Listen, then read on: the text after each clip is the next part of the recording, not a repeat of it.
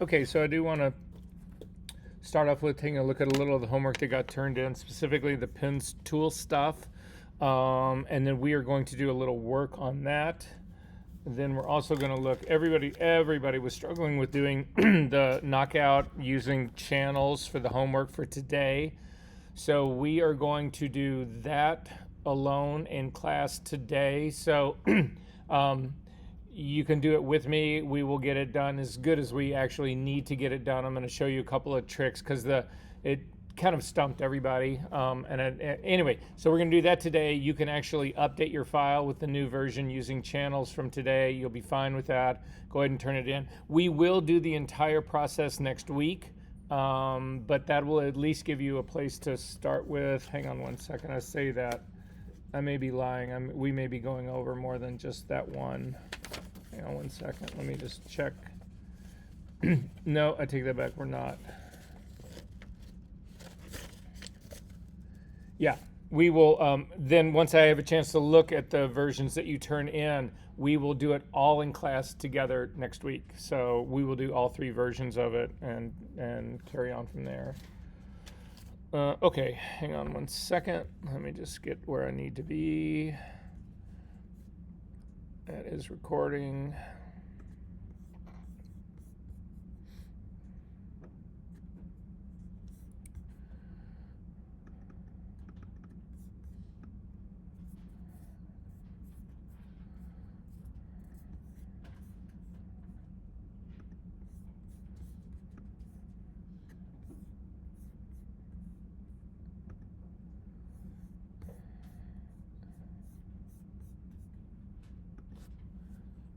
Okie dokie.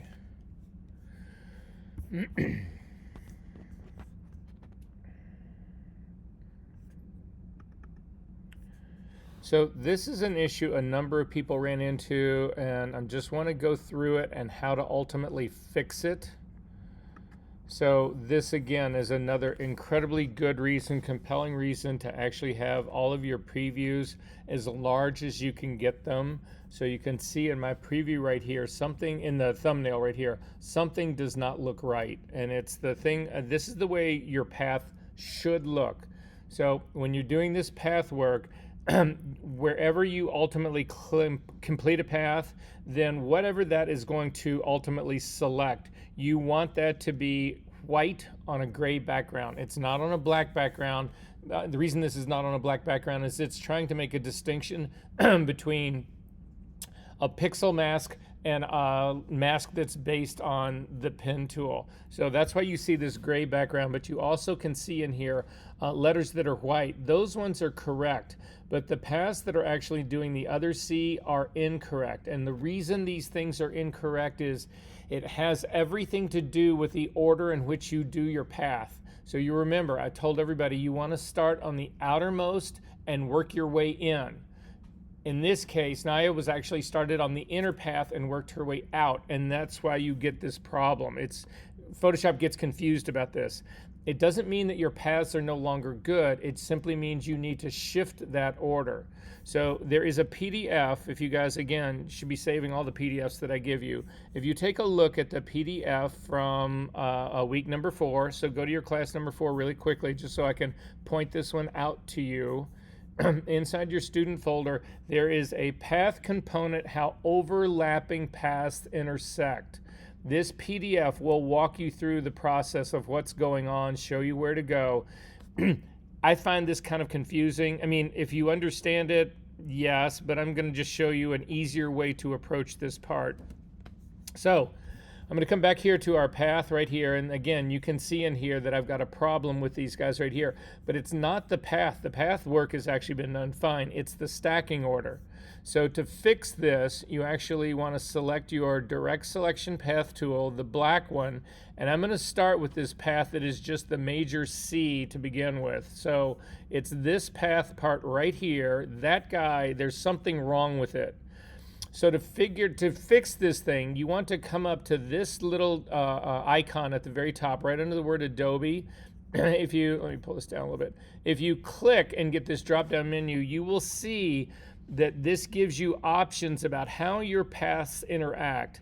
Now, I'm going to be perfectly honest with you. I have never bothered to memorize these things because I know all I need to do is change something, and if it gets fixed down in my preview, it's good. If it doesn't get fixed down in my preview, I simply hit undo and I go back and try another one. So the first thing I'm going to try is combine shapes. And you'll look and you can see that that whole part right now, that whole section just went white. So I know that that was the correct move to make for this one. Then I can also see that the same thing is happening for this exterior part of the path, this O and the L and the A. Again, you can see it is dark here. It's not that white color. I want it to be that white. So again, I'm going to go back up to this same icon at the very top in the middle, the path operations. Click on this, and I'm going to try combine shapes, and that too fixed that problem. However, I still have two issues that are down there. If you can see in this issue right here, the circle, the center part of the O right in here is still white. That needs to change. So I'm going to click on this path, and then again come up to that same icon up here. Now right now combine shapes, which is what fixed the other two, is already selected, so that's not the problem. So I'm just going to try every one of these layer orders in one after another until I can see that little till I can see this area in here on my preview actually go clear, which it just did because I just hit the one it needed to be. But I've got one final one. It's this also the interior of this A right here. So again, drop down menu, subtract from front shape, and that actually fixed it. And it looks like I've still got this O down here, needs to be fixed. And again, subtracting is working for these right now. And then it's also this one up here. And that was also likely going to be a subtract one. So now I've got the preview looking correct. So then when I actually command click to load this as a selection, all of the marching ants are going correctly. And if I go to my layers palette and create a new layer on top of that, and then just fill this, green is my foreground color, I'm just going to fill it with green, command D to deselect, you can see that the path has been completely fixed. If I had not fixed that, to see what this would look like, again, this is the fixed version of it. I'm going to go back the way it looked in the very beginning. And again, here you can see that there are areas that are not, again, white. So when I load this as a selection, command click to load that as a selection, go back to my layers palette and put it on a new layer. And again, fill this with green. You can see this is where the problem, this is what the problem was, but you can also see how to fix that part. Does that make sense, everybody, what we just did? We good on that part? All right. I'm going to close this one up. But again, the whole thing about that is it's easy fixable. You don't need to go and redo your paths again, all of that kind of stuff. It's easy to fix. But if you remember to always work from your outside to the inside, I can't promise you will never run into that problem, but you will run into it very rarely. And when you do, even if you don't remember what to do, you'll have the PDF and you can refer to it and fix your path. So speaking of fixing paths, that's the next part I want to look at really quickly.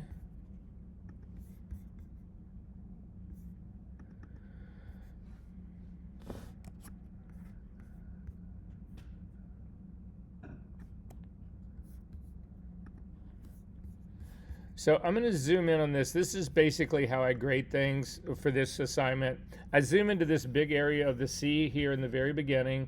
I go to the path, I click on the path, and you can sort of see there's some problems that are in here, but nothing I don't think we can't fix. So I want to just show everybody how to fix these things. So again, you don't have to go back and redo the entire path. You just need to tweak some of the points, or at least that's my hope. So I'm going to not use the black tool, because if you use the black tool, it ends up selecting the entire path, but I can't do anything other than like move the whole path. I can do things like that. I want to select individual points, and that's what the white-headed arrow is all about.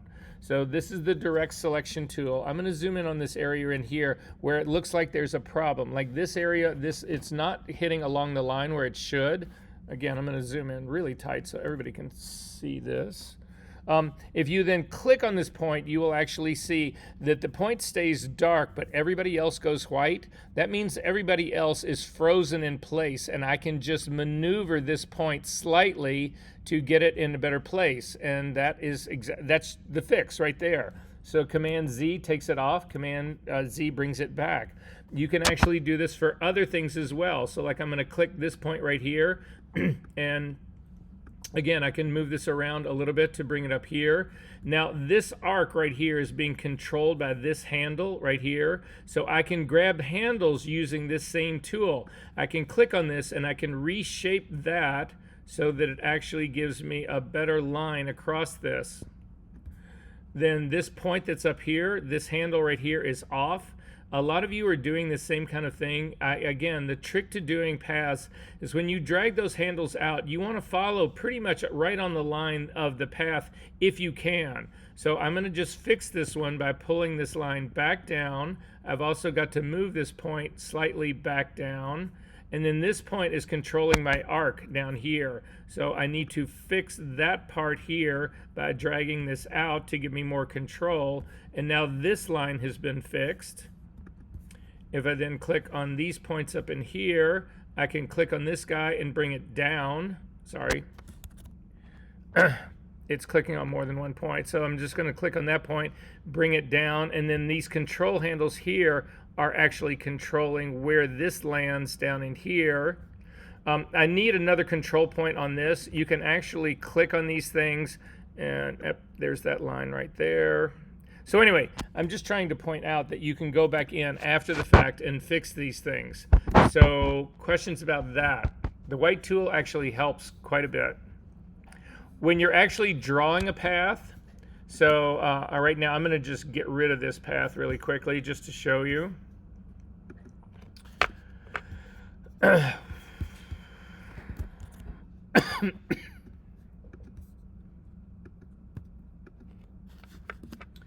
So I'm going to hit the P key to get the pen tool, and I'm going to make a mistake deliberately, but I'm going to simply click and start to drag down here. So I'm going to click and drag my point out to try to get that line, and that one looks pretty good. And then I'm going to come down here and click to drag this point out and say that one looks pretty good. And then I'm going to come here and I'm going to go off on that. And I was like, and then I'm going to continue and I'll go like, oh geez, well, I made a mistake here. I didn't mean to do that. Without doing anything, you don't have to pick another tool. Just hold down your Command key or Control key if you're on your Windows, and you temporarily get the white arrow, and then you can let go and then go back and continue your work. So again, the only keys that you really need are your tablet, or not your tablet, but your trackpad or your mouse. One finger stays on the Option key because that allows you to go back to the center point and get rid of a second handle, and the other key on your the other finger on your Command or your Alt key, which allows you to temporarily get the white arrow, which allows you to move a point or move a single handle or anything like that. Does that make sense to everyone? Are we good on this part? Okay.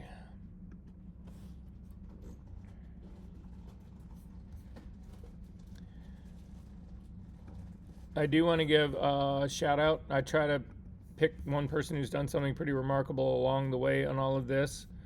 And Rahima wins that prize this week.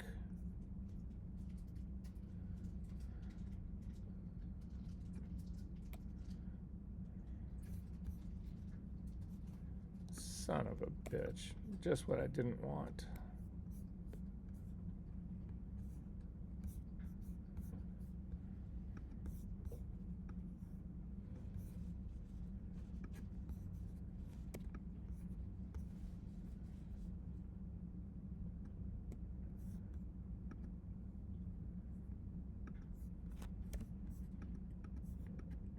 Look at this path.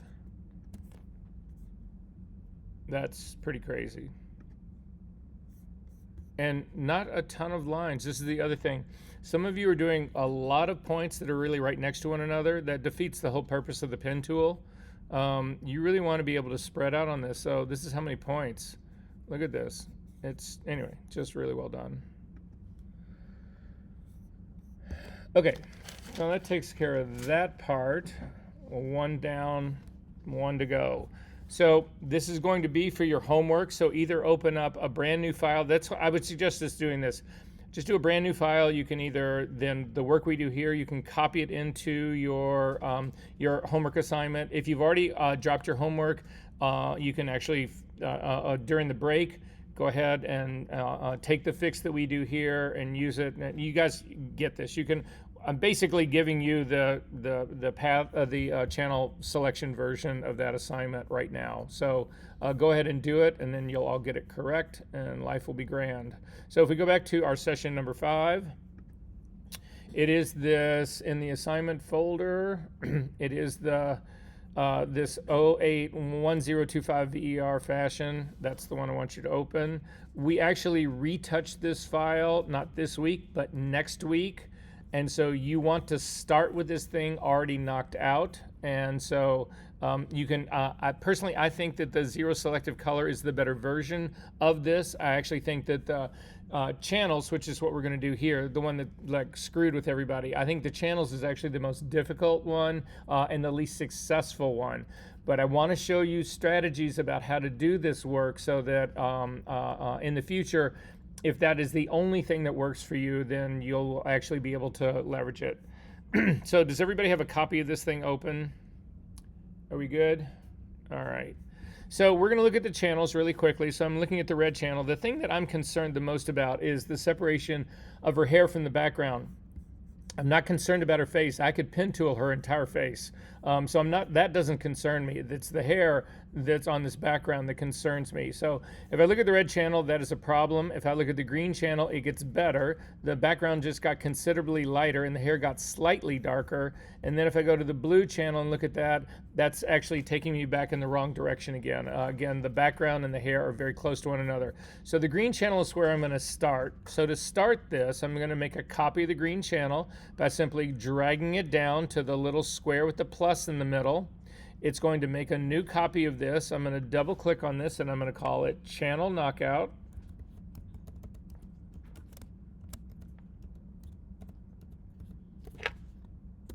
And then I'm going to zoom into her hair that's up at the very top.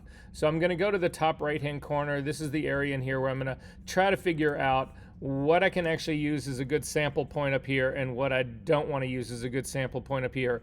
Now when I look at this, I don't know if this area, take a look at my screen what I'm talking about. This curl right in here, I don't know if that's background showing there. I don't know. This is a black and white image. I can't tell if that's background or if that's shine on her hair. So go back up to the green version, to the full RGB version of it, and click on it to see. And you can see that area in here does have background in here. So this is not a good spot for me to actually pick to use as my sample point in here.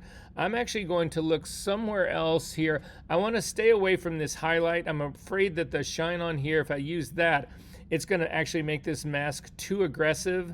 So I'm going to still look for another point. I want to stay away from this area over in here. That looks like a shit show over there. So I'm going to go with this area right here in the middle. So this part up in here. So it is part of that curl, but I'm going to stay away from the top part here. I'm actually going to go just after this point right in here. Again, if I get this thing to go black in here, my hair, the shine on the hair won't get black, but I think what I'm really worried about is keeping all the fine hair that's on this edge. So that's the place I'm going to target. So I'm going to grab the color sampler tool. So go over and grab the eyedropper tool on your tool menu on the far right hand side, palette on the far right hand side, left hand side, and come down to color sampler. Make sure that it is a 3x3 average, not a point sample. And I'm going to drop a point. I'm not going to do the darkest in here. I'm going to do something that's halfway between that part and the shine on her hair. And I'm going to drop a point right there. And then I'm going to kick another point out in the very top left-hand corner, top right-hand corner of the image. I'm going to do another point there. So then I do have weird readouts right now, because the reason I've got weird readouts right here is because I've got my whole RGB showing. You need to come down and select just the channel knockout. So again, don't click on just the eyeball, just click on the actual channel itself. And so this is the point that I'm actually going to try to get black, and then the thing up in the corner is what I'm going to try to get white. So I'm going to click on my drop-down menus now for my points. So again, I would need to get RGB readouts. So go over to your info palette. On the number 1, just click right on the eyedropper. You'll get a drop-down menu and select RGB color. And we're going to do the same thing for the number 2 point, RGB color. and then I'm going to hit Command L to bring up my levels dialog box. I'm going to pull it off to the side so I can see what I'm doing. I'm going to click the black point slider underneath the histogram on the far left hand side right now and start to drag towards the middle, and the whole time I'm watching these number 1 readouts right here. So I'm already too aggressive. I got to back this off. So I'm going to get back off till I get close to 0, but stop. I'm at a 5 right now. Go to your arrow keys and just tap it in till you get to 0. That ensures that you do not go any further than you have to go. I'm not going 1 level further than I have to go to get to black and white on these things, because I'm trying to keep the integrity of the feathery fine detail in here as much as I possibly can. I'm going to grab my white point slider now and start to pull it back to the center as well. And I get to like a 255 and overshot this. So I'm going to get down to like a 252, and I'm going to go after my arrow keys there again. So again, tapping in the arrow keys. I'm going the wrong direction. That works, but you can see I've got my black point started to creep back in. So I'm going to select my black point again and then strictly go to the arrow keys. So I've got 2 zeros. I've got zeros on this side, 255 on this side. But before you say okay to this, we need to actually take a look at this. So again, use your preview check mark on the levels panel, turn it on and off. And what I'm specifically looking at are these fine hairs right here. How much am I keeping? How much am I losing? I'm also going to move this over here to this side. I'm looking at all the fine hair in here. That's what I really care about this more than anything. I care about that edge and all those little fine hairs in there. And I feel like I'm keeping all of those in there. It's not too aggressive. Now I'm going to deliberately make mine too aggressive to show you what it would have been like if I'd actually selected one of the shine of her hair. So if I'd selected that and wanted that to go black, this is what I would have to do. So I'm just going to keep creeping this up until that does go black. And you can see they're black in here right now, but look at this mask. There's all that fine, beautiful feathery hair in here has all been blocked up. And so that's all going to eliminate background there and not look real, because that background this is full of background right here, and I've just overdriven this mask. So I'm going to go back to where I was, and it was a 55 in there, or a 56 possibly. Yep. And I've got all that fine feathery hair with all of that background coming through this. So this is where I'm going to start with this. So I'm going to go ahead and click OK for that. And that was just to give me the edge along this hair. So I'm going to double click on my hand. At this stage of the game, I would save your work. So up to the file menu, down to save as, and I'm going to throw mine somewhere else. You can put yours wherever you can get to it easily to ultimately use to turn in for this assignment. Okay, so this gets me my first start in here, but this is clearly a problematic mask because I don't have any of the other, the rest of this image that's actually in here. However, I do have other problems with this, so I'm going to go back up to the top and take a look at it, and you can see if you zoom in on this, part of the image is falling apart here. That's actually because it's this part of her face is dropping out of focus, so it's a soft edge. It's also got spill in it, so that's a problem. There are all these fine hairs in the back that I want to clean up, and then there's her shirt right here. I don't want to lose the color of her shirt. I want to clean that up. I'm going to go looking on the other side. On the other side right now, I can't tell if I have any problems yet because I haven't applied this layer mask on here. But what I'm going to do instead is I'm going to pen tool this whole thing. So I'm going to start on the ear on this side over here. I'm going to hit the P key. So I'm now working on the far right-hand side, so the right ear. And I want you guys to watch me do this for just a little bit because I keep watching you all do this and I'm seeing people make mistakes in this. So I just want to do a quick refresher on the pen tool. So I'm going to start on this very edge. Remember, when we're doing this, if your pen tool slightly airs to the outside, you're going to keep green background. If it slightly airs to the inside, you're going to cut off skin, but that's okay. Nobody will know that you've actually done that. Again, it will simply be missing, but you won't have part of a green background going on in here. So I'm going to start at the top here. I'm going to click, and then I'm going to come down. People are doing a lot of straight line stuff. You need to put curves and bends and stuff, but watch what happens with me right here. I'm going to zoom in just a little bit more so everybody can sort of get this. There's a dip in her ear right here. So again, I'm looking for the edges of the mountain. So this is an edge right here. I'm going to click and put a small bend just in the line that I had back, just to keep it from looking too perfectly straight cut, like you put a ruler against this with an X-Acto knife and zipped it down. That is what makes your masks giveaways that this is what you're doing. I don't even have to get rid of that second point now, as long as I keep my points right along the edge of the path. So I'm going to click here now, and I'm also going to put a small bend in there, and now my path tool will allow me to curve around, and I'm just going to come down in here to this. I'm going to come down into here to this. But again, you see I'm dragging, the path handle I'm dragging is always staying really close to the path that I ultimately want it to find. And then I'm going to do this part. But now I cannot go down because, again, I've got control handles. So if I kind of try to come down, look at the bend that's in the path that's at the point right up here, right up big as life. I can't do that. That will never work. So this is when you have to get rid of the second handle. So you come up to the center part of your image, hold down the Option key and click, and it gets rid of that point. And now I can start to work my way just down this. But look, I'm keeping my path line where I'm clicking and drawing is staying right on that line, and so I don't have to get rid of those second points. I'm just adding the Shift key, the space bar, to give me the temporary move tool, and I can just, so I didn't have to do that for any single thing on this. I didn't have to get rid of a single point except for the one that was right up here where there's a sharp dip and it changes in direction, and I'm gonna have to do the same thing when it actually goes to the neck down here as well. So I'm gonna click and pull this down in here. I've now got, again, if I try to start working down on the neck, look at the curve I've got in my path right in here. I can't have that, so I hold down the Option key, click the midpoint, and I get rid of that. And then I'm just going to work my way down here. Again, putting small little bends in this. Even though you look at this and you say that this is this perfectly straight line, there's nothing organic about that. Now at this point I run into trouble because I did not go to my pasteboard originally. So when I try to get the path point at the very end of this, my cursor turns back into the arrowhead, back into the regular OS cursor. So to get to the pasteboard, you can still do that while you're doing pen work. Hit the F key. We now are on the pasteboard, so now I can actually come down outside of the image and actually do my point down there. Then I'm simply going to go across to the other side, and I'm going to come up the other side. So I'm going to come all the way over here, and I actually overshoot the collar because I want to attack this on the same angle that I'm going. I don't want to try to bring this from here up and then go backwards. So now I can click and just sort of work my points up here. Again, small bend in here.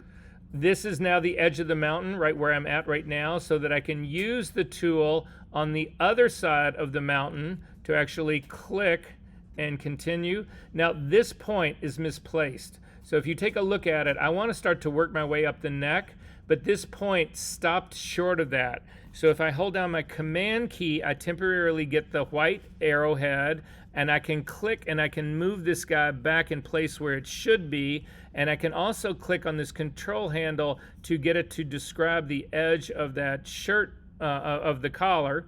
Then again, I cannot go up to the neck. Look at this. This is, if I start a point on the neck, I can't get rid of this whole curve. That is because of these control handles. So hover over the middle, hold down the Option key, and click. It gets rid of that point. And then again, you just continue to work your way up the edge of her face. I'm going to get rid of all of that, the out of focus part in there. So I'm going to stay on the skin part and just continue to work my way up. At this point up in here, I'm going to click to get rid of it because I'm working in a new direction. Again, this point is in the wrong place. It needs to be higher up on her cheek. So I'm going to hold down the Command key and click and simply move it slightly up so it's in the right spot on her cheek. And then I can just start to work my way up this side of her face. And again, you can see as long as my path, my pen tool stays right along the line that I'm trying to describe, if there doesn't get into any really weird variation, this thing will actually work well. This, a lot of people will come up and just say, well, this is a flat, this is just an intersection, it's a sharp corner. It's not. There's a small bend in this. So I'm now on this side of the mountain. I'm on the right side of the mountain. I'm going to click over here to go on the left side of the mountain, and I'm going to pull that bend out. And then I can continue to work again along this. I'm going to continue to work to make sure I get rid of all that soft edge part. And I'm going to come up here, and I'm actually going to intersect right where that one big hunk of hair is coming out. I don't want to get rid of that, but I do want to get rid of all this other feathery hair that's in here. And then I'm going to just work my way across the figure. I need to complete my path. This is now going to completely enclose the girl, but that's fine. So again, I'm going to use my keyboard shortcuts, spacebar Command Option or spacebar Control Alt, to temporarily get the magnifying glass tool, the -1. Click on my hand to come over, and then I'm just going to come over to the other side. I'm going to come up right on her face so that I can attack this point from where I'm at. And I'm just going to click here. So this is the path now that I've actually done that surrounds the lower part of her face. So to then use this guy, first off, you want to go to your path menu. You want to double click on this work path, and you want to name it lower face.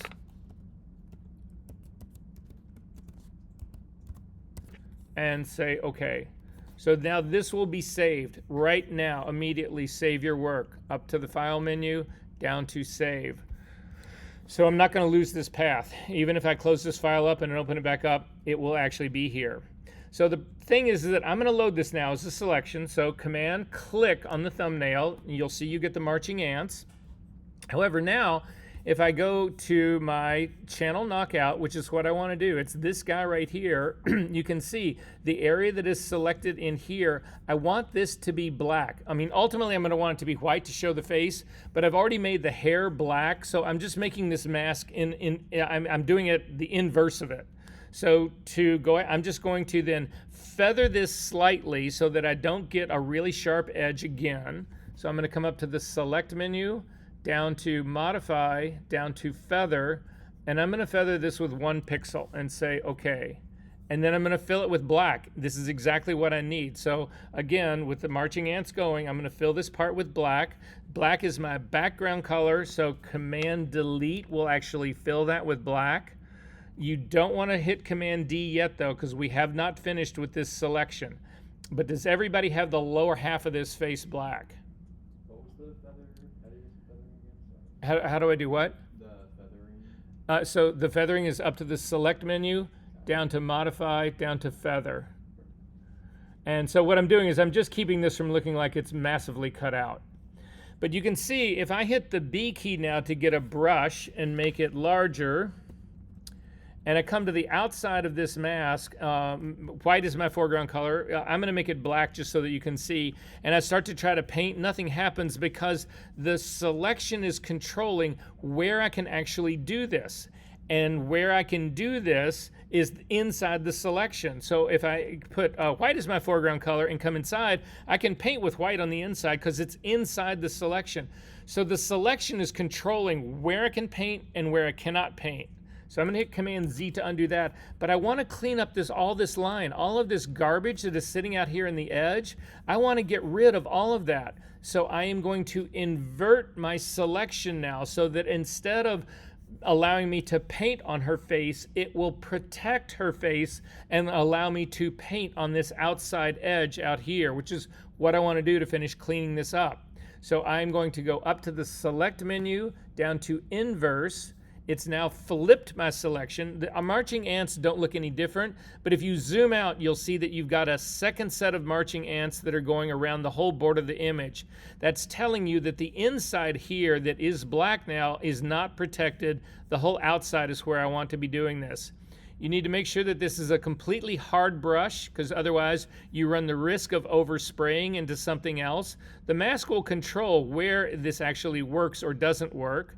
White needs to be your foreground color, and then you simply click on your mask and you clean all of this out. You can be really bold with this. Do not go after the hair that's up in here. You need to keep that to be a believable mask. But all of this other garbage down here, I can just get rid of. I can get rid of that whole weird edge. I can get rid of the whole garbage.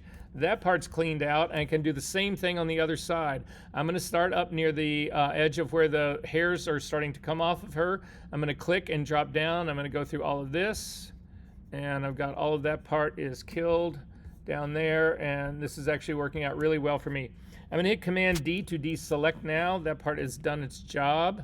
I'm going to kick back out a little bit. I'm going to start to work on this right ear on the other side over in here. So I maybe cut things a little bit close here, but I can use my black brush right now. Make sure that your brush is still black. Mine's white right now. X key to make it black. It's still a completely hard brush. I just need to start working my way in this area right in here. I've got a pretty good line except for a little bit that's right up here and a little bit that's right in here. So these all need to be black though. I'm going to start off with an overlay brush. So go up to the top of your menu, the blending mode for the brush, set it to overlay. I'm going to make this a completely hard brush still because I don't want to overspray anything. And then I'm just going to come down and look at where my brush is. I'm just going to let it park right there, and I'm going to click once, and then I'm going to click again. That's all I need to actually give me what I'm looking for in here. I'm going to run my way up here just a little bit, and then I'm going to do the same thing where again, I'm just looking at the edge. It's her ear that's right up in here. I need to double click that a couple times just to help me build that edge, and that is about all I need for my overlay brush. I'm going to need a little bit in, well, no, probably not. That's all I'm going to do for my overlay brush right now. I'm going to change it now back to a normal blending mode. Make sure that your brush is 100% hard so that you don't overspray anything. And then I'm going to come back over here and I'm going to pick up right where I left off on that edge. I'm just going to click once, and then I can paint all the rest of this out. Stay away from this edge. That's background in there. You don't want to actually hit that to be black. I'm going to do the same thing for her ear right here. That all goes to black. Stay away from the edge. You've spent all this work to get that. You don't want this brush to kill any of that. I'm going to come back and deal with the shine in her hair a little bit later. So I'm just going to run this whole thing around the top of her forehead. All of this needs to be black. You can back out a little bit now. I can continue to work my way down here and down in here. So now I've got a really big hunk of black that I can work with. You can continue to paint that if you want. I don't want to paint that. So I'm going to hit the L key to get the lasso tool, and I'm simply going to make a selection inside of the, again, I've got these really big borders. Stay away from the edge of your hair. So I've got this big border in here. I've got marching ants now. Black is my foreground color. Option delete will get rid of that. We'll fill it with black. Command D to deselect. And then finally, I know all of this stuff up in here above the top of her forehead, there is no background in any of this. There might be a small bit right up here at the very top. To see if there is, go back up to your RGB version. Yes, these two little spots right up in here are background. You want to keep those. So I'm going to go back down to my knockout image. I'm going to stay away from those parts. Again, the B key to get a brush, it's a normal blending mode, 100% hard, so that, again, I don't accidentally spray into that area of green that's right up in there. Black is my foreground color, and I'm just going to paint right around that. And then all of this until you get over, there's green on this edge over here, but everything else that's inside of here can get painted out as black. Again, don't hit that little spot up at the very top.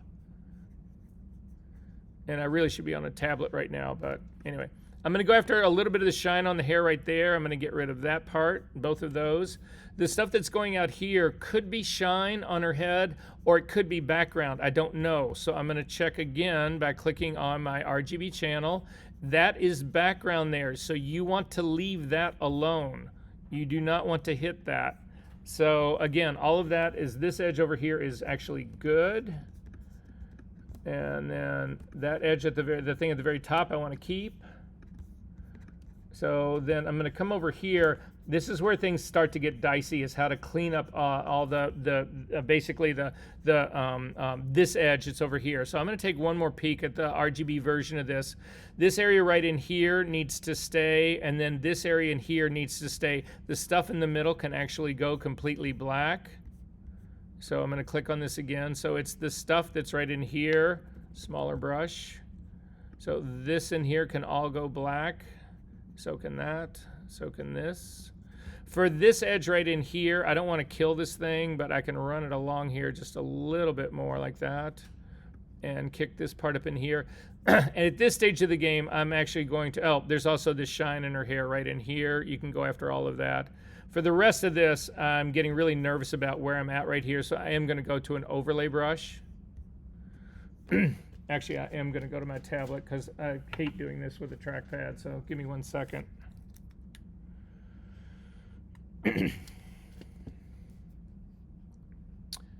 Okay, and at this point you want to make it a soft brush, at least a medium soft brush, maybe not completely soft. I just want to feather these edges just a little bit. I'm going to take one more peek at this area up in here just to see where I'm actually at. Yeah, that area in there needs to stay, and this also needs to stay in here, so I know where I'm heading in here. So I'm just going to kind of work this in to actually be a little bit darker but protect some of that background. I'm going to go after part of that, part of this. This is actually all in here. This is all shine on her hair.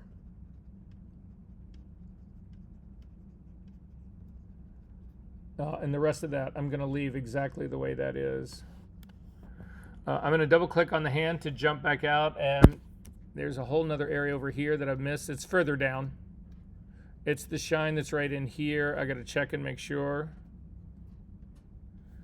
Yeah, that's actually safe to go ahead and take, not all of it, but this part right in here to black. Again, I'm going to go to even softer brush here to let it spray out gently. So completely soft brush and a much bigger brush.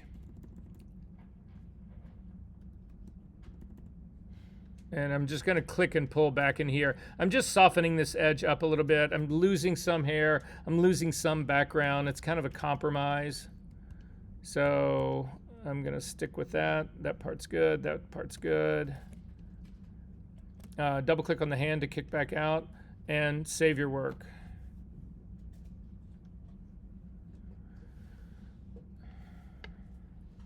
All right, and then let's see what it looks like, how we did.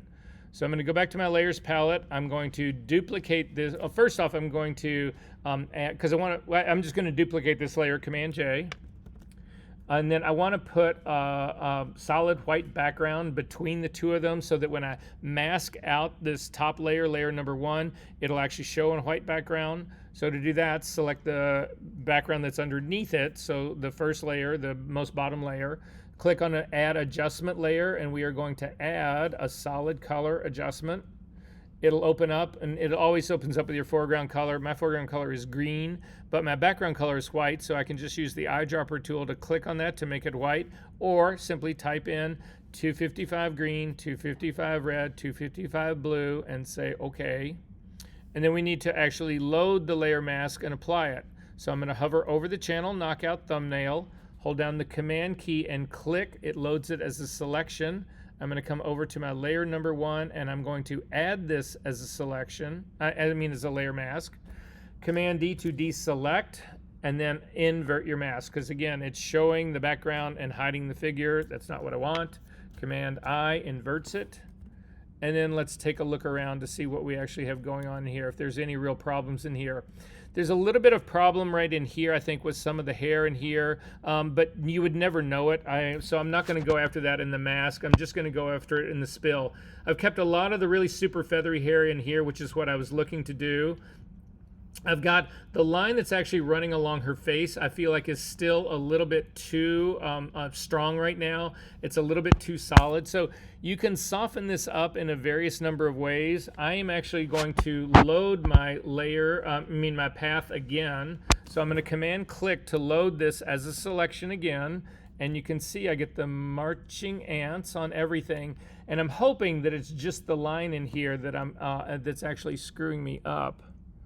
So yeah, we'll see in here. So what I want to do is I want to blur this slightly on my mask. So I've got a selection going. I'm going to click on my mask and I'm going to see, I'm not sure this is going to work, but I'm going to try it. I'm going to come up to the filter menu and I'm going to come down to blur, down to Gaussian blur. And I'm just it just softens the edge of that mask a little bit. I've got a 2 pixel feather in there. I mean, a 2 pixel radius on it. And if you want to see what's really going on, hit cancel on that. So we haven't done anything yet. We've loaded the selection. I don't want to see the marching ants. The marching ants are getting in my way. I can't tell if this blur is correct. So if you hit Command H, you temporarily hide them.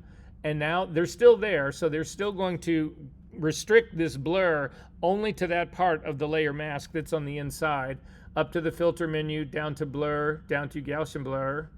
And then again, you can see the 2 pixel radius. That's what it's doing. If you really crank your radius up to like 4 or 5, you'll see you bring back that sort of like dreaded side edge on there. But it's just enough to actually create the illusion of depth of field falling out of focus. So I think that 2 seems good on this side. I'm going to look at the other side as well. And again, you can use your preview check mark on and off to sort of see it. And it is sort of like, yeah, it's dropping it off. It's still a little bit more believable for me right now. I do have a little bit of spill on there, but I can fix that. I'm going to go ahead and say OK to this. Double click on the hand to kick back out. That was only on the lower part of her. Remember, that was not on the mask. We loaded that bottom face selection, the thing that was created by the path tool. It was this shape. This is what we blurred in the mask, nothing else. So we didn't screw the hair up like the whole choke and spread thing can kind of do. So then I'm going to come down to my layers palette now and fix the spill. So the layer that I'm working on, my layer number 1 right here, I can completely obliterate this pixel layer because I've got the virgin is sitting right down here underneath it. So if I screw something up with this thing, I can always fix it by just replacing it with another copy of this guy down here. So I'm going to hit the B key again to get a brush. Make sure that it is a completely soft brush. 100% opacity, 100% flow, but change your blending mode. Mine was on overlay. I need to change it down to color. Make your brush larger.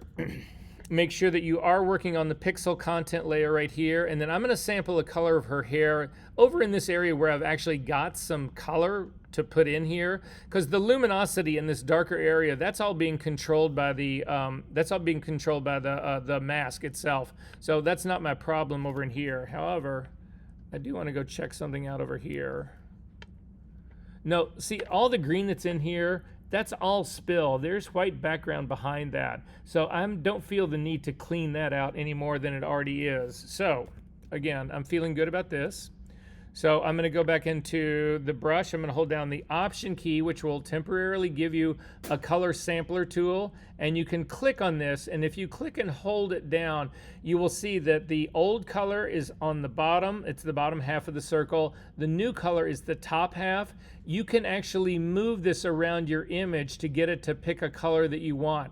I want sort of a darkish brown. I don't want it completely gray. And I feel like I've got a good one right about here. So then I'm just going to let go of that color right there, and that's now sampled that color. And then I can use this on my image right here.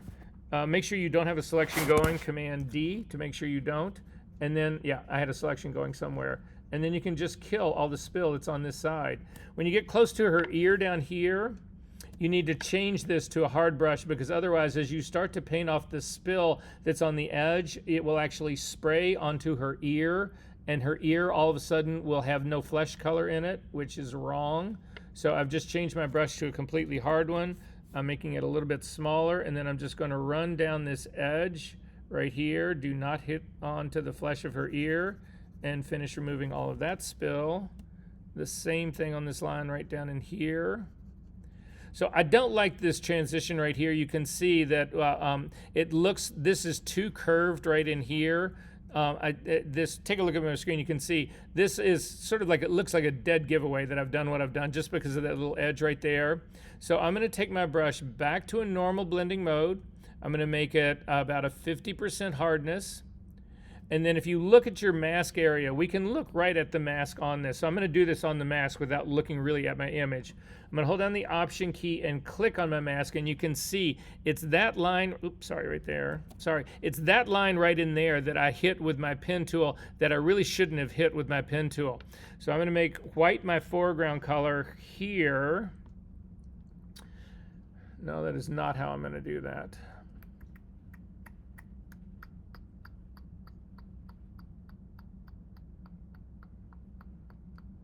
Because that is going to screw that up. Come way in on this, really small brush. And I'm going to really drop the flow of my brush down now. So crank your flow down to like 4 or 5%, somewhere in there. You could also do this with opacity. You could drop your opacity. Let's do it with opacity instead, because most of you understand opacity a little bit better. So let's just take our opacity down to like 20%. And then you want white as your foreground color, I think. Hang on one second. Yes, white is your foreground color. And I'm just going to run across this line. Again, completely soft brush. Mine wasn't. And then I'm just going to run across this line several times. So this is black is now my foreground color, so those last brush moves were the wrong one. So again, white needs to be your foreground color. And then just soften this line up. I feel like that's too strong in here, and that's why I prefer to use flow on this. So undo your brushwork in history. Take your opacity all the way back up. Take your flow down to, like, again, under 5%. So I'm going to do like a 4. Jesus Christ. With your trackpad, again, it's the same problem using your tablet. When you actually lift it up, it also, and then this way you can just scrub in here. And I'm going to leave it at that. And then we'll see what it looks like in real time. So yeah, and there's still a little bit in this edge right in here that I can fix. I'm still working on my layer mask, still with a flow set as it is right now. And I can fix that part in there right now. And then I'm going to go back to my spill control. So again, it undid all of my spill. I went back too far. I thought it was undoing the brushwork that I'd done right here. It got rid of the spill part, but that's okay. I can go after it again. Again, B key for a brush, completely soft brush. Make sure that the blending mode is set to color. 100% opacity, 100% flow. Much larger brush. Option key to sample the color of the hair. Run it through here. Do not paint anything that shouldn't be painted. Zoom into this area that's right in here. Go to a completely hard brush so that you don't spray onto her skin. Run it right down along that line. Get rid of all of that. Do the same thing down here.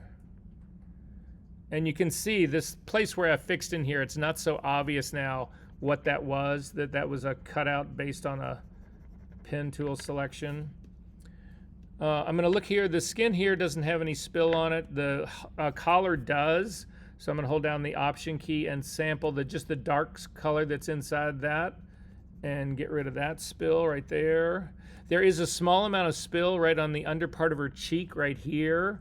So I'm going to hold down again the Option key and sample a dark color of her skin, and then go after just that part in here. And look, you can see how dark this is. It's like it's way too dark and way too obvious. I'm going to hit Command Z to undo that. Again, drop your opacity or your flow way down. I'm going to bring my opacity down to like a 30%, and I'm going to run it across that line again. And it gets rid of the spill without becoming really obvious. We'll take a look on the other side. There's only a little bit of spill right here at the juncture of her neck and her face. So again, I'm going to sample a color there and actually just hit that small little part. I need to bring my opacity all the way back up to 100% again. And that part's good. You can run this slightly along the edge. There's a little bit of spill that's running along that edge, and this will take care of getting rid of all of that. And all of, oops. See what I mean about spill? You don't want to actually hit flesh tone with any dark color in here. So I'm going to step back 2 more steps. And then again, I've got the same problem that's on this side over here on my layer mask. This curve right in here, it just looks too obvious. So again, I'm going to hold down my Option key and click on it. It's this little edge right in here. I need to soften that up. So again, I'm going to do the same trick I did before. I'm going to change my, I'm going to leave it as a normal blending mode, make it a really small brush. I'm going to drop the flow down to like 4%. 2%, good enough. White is my foreground color here, but again, if we're working on the mask, it will actually show through here a little bit, so I'm just gonna start scrubbing along here to sort of like bring that part back in here a little bit. I'm also gonna bring back this edge right in here just a little bit, and then we'll see what this thing looks like. Yeah, I've got a space that's right here between her ear and the background that, again, you can see this is because of the pen tool right here. It just drops off too quick. So I'm going to actually bring, you know what I'm going to do? I'm going to get rid of all of this. So we're going to take a different track on this side. So again, working on my layer mask, if you want to see it in real time, hold down your Option key and click on it. I'm going to get rid of all of this. So I'm going to load my path as a selection again. So go back to your path palette, Command click to load it as a selection. That's the edge where I want to be protected right here. So you have to invert your selection again, because again, I want to get rid of this area here, not the stuff that's inside on her face. So up to the select menu, down to inverse, and then I'm going to just get rid of all of this hair right in here. So working on my layer mask, I need all of this to be black. So normal blending mode, 100% opacity, 100% flow. Let's make this a medium hard brush. Black will be my foreground color. Make my brush a little bit larger. And then I'm just going to take that back, Command Z, X. White is, yeah, black has got to be my foreground color. And I'm simply going to click on this and get rid of all of that.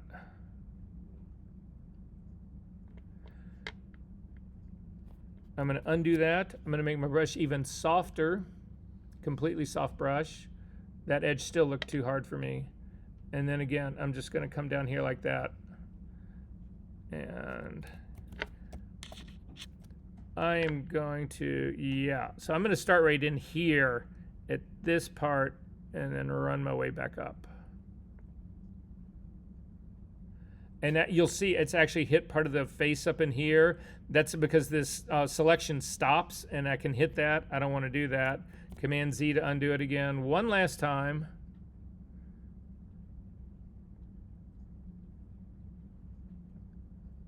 And that's a good enough transition for me.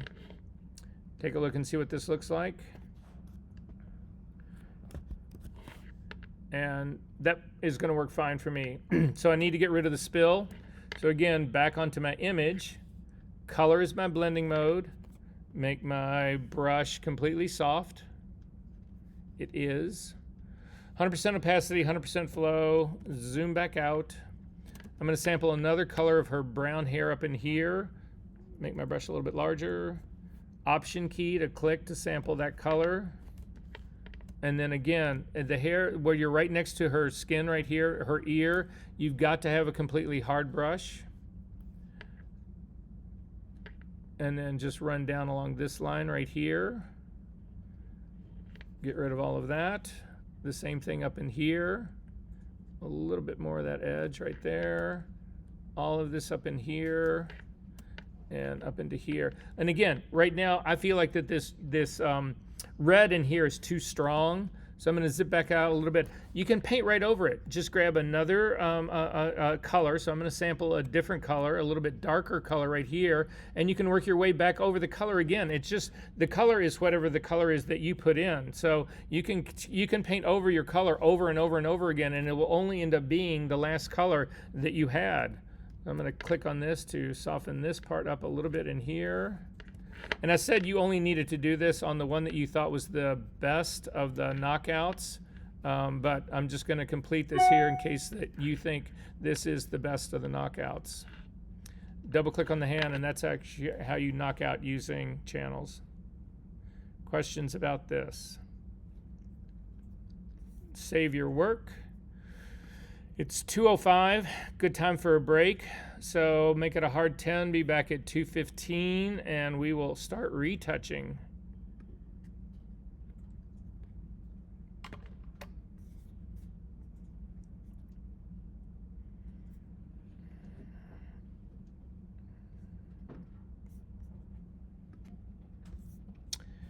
So again, that's what you turn in for the channel version of the assignment that was due today.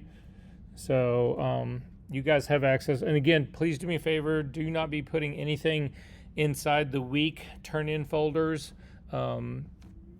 Just dump it into, at the same level as where the weeks are. Don't stick it inside any of the week folders. That only causes confusion. And I've graded all the week in turn in folders right now. So if you throw something in there, I won't see it. And so it won't get graded. And we don't want to go down that road. Okay, we can close this up now. It's done everything you wanted it to do. And we're going to look today now at our session number 6 folder.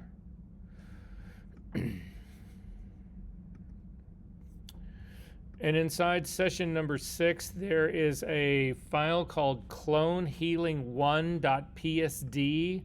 If you could open that up for me, that would be great. And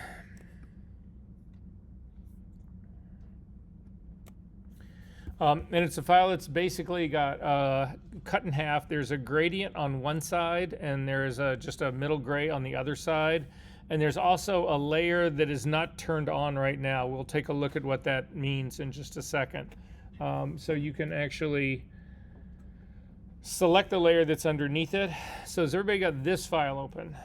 Could everybody find this guy? We're all good to go? All right. So most of you guys have worked with the two most famous of the retouching tools, the clone stamp tool and the healing brush tool. Is that correct? Anybody in here not worked with either one of those ever? Okay, what's the difference?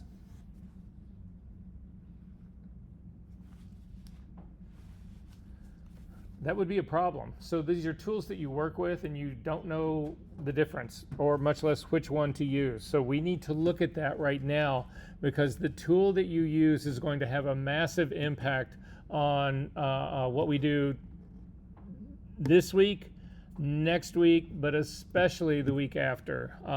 This is going to truly matter. So we need to look at what the difference in the tools is and also how they ultimately work.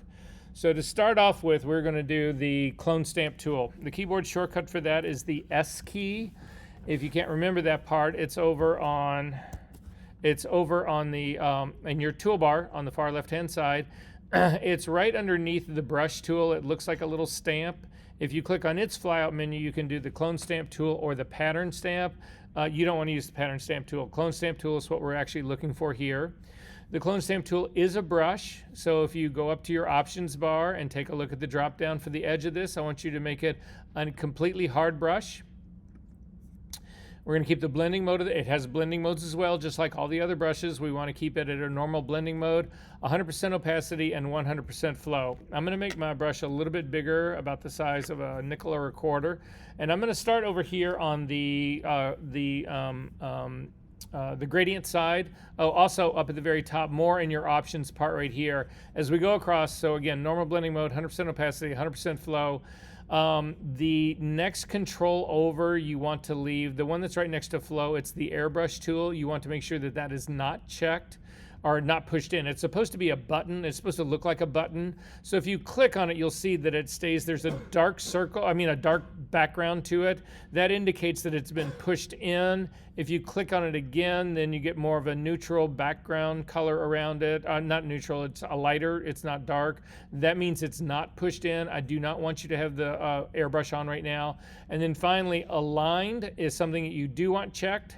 And then ultimately at the very end, this current and below, this is the layer that you actually want to be working on. Now in our case, we don't have any layer below this, so current and below works fine. If you click on that drop-down menu, you'll see that you can do all layers and current layer as well. So right now our current and below is fine because we are only working on the layer. There's nothing below it. And current and below doesn't include any layers that are above it in case we actually did have something turned on up there. So anyway, that's where we're going to start with this. So I'm going to start again over on the side in the upper right-hand corner of the gradient. If you hold down your Option key and click, this sets the source point of your tool. So the way the clone stamp works is that you select a source point to then paint in a destination point. So if you come over to the gray right now, you should see a preview of what it's going to do. So again, you click the source point and then you paint on the destination. So the destination is always the problem. The destination is what you want to fix. So you select a place, a source point that is what you want to use as the replacement for the problem area in your destination. So if we come, yes? Is your source point completely black or do you have some gray in it? If yours is gray, let me take a look at yours. I don't want to get to that point quite yet, but I don't want yours to be screwed up either. It's not really gray, but it looks like a gray to me. Yeah, don't worry about that part. Okay, so I'm going to start at the very top over here. In the top, so I'm in the gray area right now, metaphorically speaking. And I'm just going to, the right side of it, I'm just going to click and drag down. And you'll notice while you do this that there is a plus, a little white plus that's over in your gradient part that's showing you where the source point was that you just, so as we start to go down, it's actually moving the source point as well. So these two are aligned, they are in register. And if I let go and I come back up and I start up at the very top again and click, you'll see that the little white X is at the top again. And as we come down, so it's going to stay totally, it understands the relationship between the source and the destination. And unless I set another new point, that will never change. If we come out to the middle, so I want to, instead of, we've done 2 lines down, start in the middle and click and drag down. The alignment is maintained. It doesn't matter where you go in this, it's all maintained. So the relationship between the source and the destination is consistent, and it is a total pixel replacement. So if you've done all that, go back in history to when we started at the very beginning, so the open. When you do that, it selects your second layer, so you constantly have to come back down and select your background layer, just so that we can start this again. This time though, I'm going to uncheck align. So go ahead and click on that alignment check mark to undo it. We're going to again start at the very top and set a sample point up here. So I'm going to hold down the Option key and click. It sets this as a sample point. I'm going to come over and click and draw it down and do the exact same thing I did before, which is great. However, now I'm going to actually start in the middle. I'm not going to go all the way back up to the top. I'm going to start in the middle. Just click and hold your mouse down. Look what happens. The small white X that is in the gradient always goes back to the original point. And so now when I click and pull down, this is no longer in alignment. If I actually start at the very bottom and click, that is going right back up to where the original source was. So when you do not do alignment, what ends up happening is that no matter where you click in your destination, it starts at the original source point again. So this actually is something we use in retouching. It allows us to pick a source point and not have to, we pick a general source point to work in many areas of your image, and you don't have to keep resetting a new source point, new source point, new source point. So, did this work for everyone? Okay. I'm going to go back in time, all the way back up to where the image opened again. Make sure that you select the gradient that's down on the bottom. We're going to turn on aligned again, but now I want to show you ways that you can actually control this source and destination part. So to do that, we're going to come up to the window menu. We're going to open up a palette that you don't normally keep open. So open up the window menu and you're going to come down to clone source. And when this thing opens up, what you'll see at the very top is that there are 5 little markers at the very top, 5 little clone stamp tools. These are what they'll do is that when you set a source point, they're actually remembered in this part. So our source point number one, I'm going to actually tear this menu off and bring it on top of my palette so that it's not in the way. I'm going to set my source point again at the very top. I'm going to click, come over, click, and drag down. And so that is that source point number one. If you then click on source point number two, so again, the second of the little clone stamps at the bottom of clone source, if you click on that, we can set a new source point. So here in the new source point, I'm going to come over and I'm actually going to do the opposite. I'm going to click on the gray side on the left. I'm going to set a source point there. So click on it and set it, and then come over to the to the gradient and paint down on the gradient. So now you can see I've got a different source point. If you click on source point number one again, and then come over and click, it's gone back to the original source point. So you'll see I've got that gray part in the middle because I had gray on this part of my image. So if I'm over here even further, it's just going to be the gray part. So you can go back and forth. You have up to 5 source points that it will remember. It doesn't just remember them from images that are open. If you have closed an image, it will actually remember that part as well. So again, these things are sticky up in here. I'm going to go all the way back to my open menu one more time in my history channel. I click the background color again. There's other things here in the clone source point that actually matter to us. So right down here where it says, so I'm going to go back to the gradient and set a new source point at the very top, option click. And then when you come over, you actually see a preview. A lot of times that preview will be in your way. It will actually cover up what you're trying to see to replace. So you can temporarily turn off the overlay, the preview. That's what this show overlay check mark is about. So if you click on that, you actually get rid of the overlay part, but when you click and drag down, the tool still works the way you expect it to work. Command Z to undo that. If you turn on overlay, a lot of times you are picking a source that's got a very specific center, and you need to make sure that that lines up with the target, the destination, a very specific center. In that case, you don't want to have you don't want the brush, the clone stamp tool to have 100% preview. You also don't want it to have no preview. So this way, you can actually use the opacity slider under show overlay to actually drop it down so that you only have got like a 50% overlay. And now you will be able to see both your half of your preview and half of your destination. So this allows for a whole lot more precise control over this stuff. But when you click and drag down, it will still do the full clone. We're not saying we want the clone tool to be at 50%. That would be controlled by the options part up in the very top. Is this making sense to everyone so far? What's going on with this? Questions? All right, crank your opacity all the way back up again. Finally, we are going to go back in time to turn to open. This time we are going to turn on the second layer, and we're going to make it active. So you can actually use this tool, the clone stamp tool, to do things that typically you would not be able to do with the clone stamp tool. So for instance, there is a missing part of this arc right down here at the bottom. You'll see I've got my clone stamp number 2, my point is still, this is still active. If I click and drag through this, I still get the gradient. So Command Z to undo that. It remembers where you've sourced from one layer to another layer within your image. It remembers all of those things. So at any rate, I'm going to undo that part. I'm going to set a new source point. I'm going to come over. If you imagine this circle as a clock face, I'm going to come over around 2 o'clock. I'm going to put the center of my clone stamp tool, the little center mark on there. I'm going to put it right on the edge of the black line. I'm going to set this as a source point now. So hold down the Option key and click. Now when I come over to my other side, you can see if I click and try to use this to replace the other side, it doesn't work because it is a complete clone of the original one. Again, the source and the destination match. So I'm going to hit Command Z to undo that. However, you can rotate your clone stamp tool.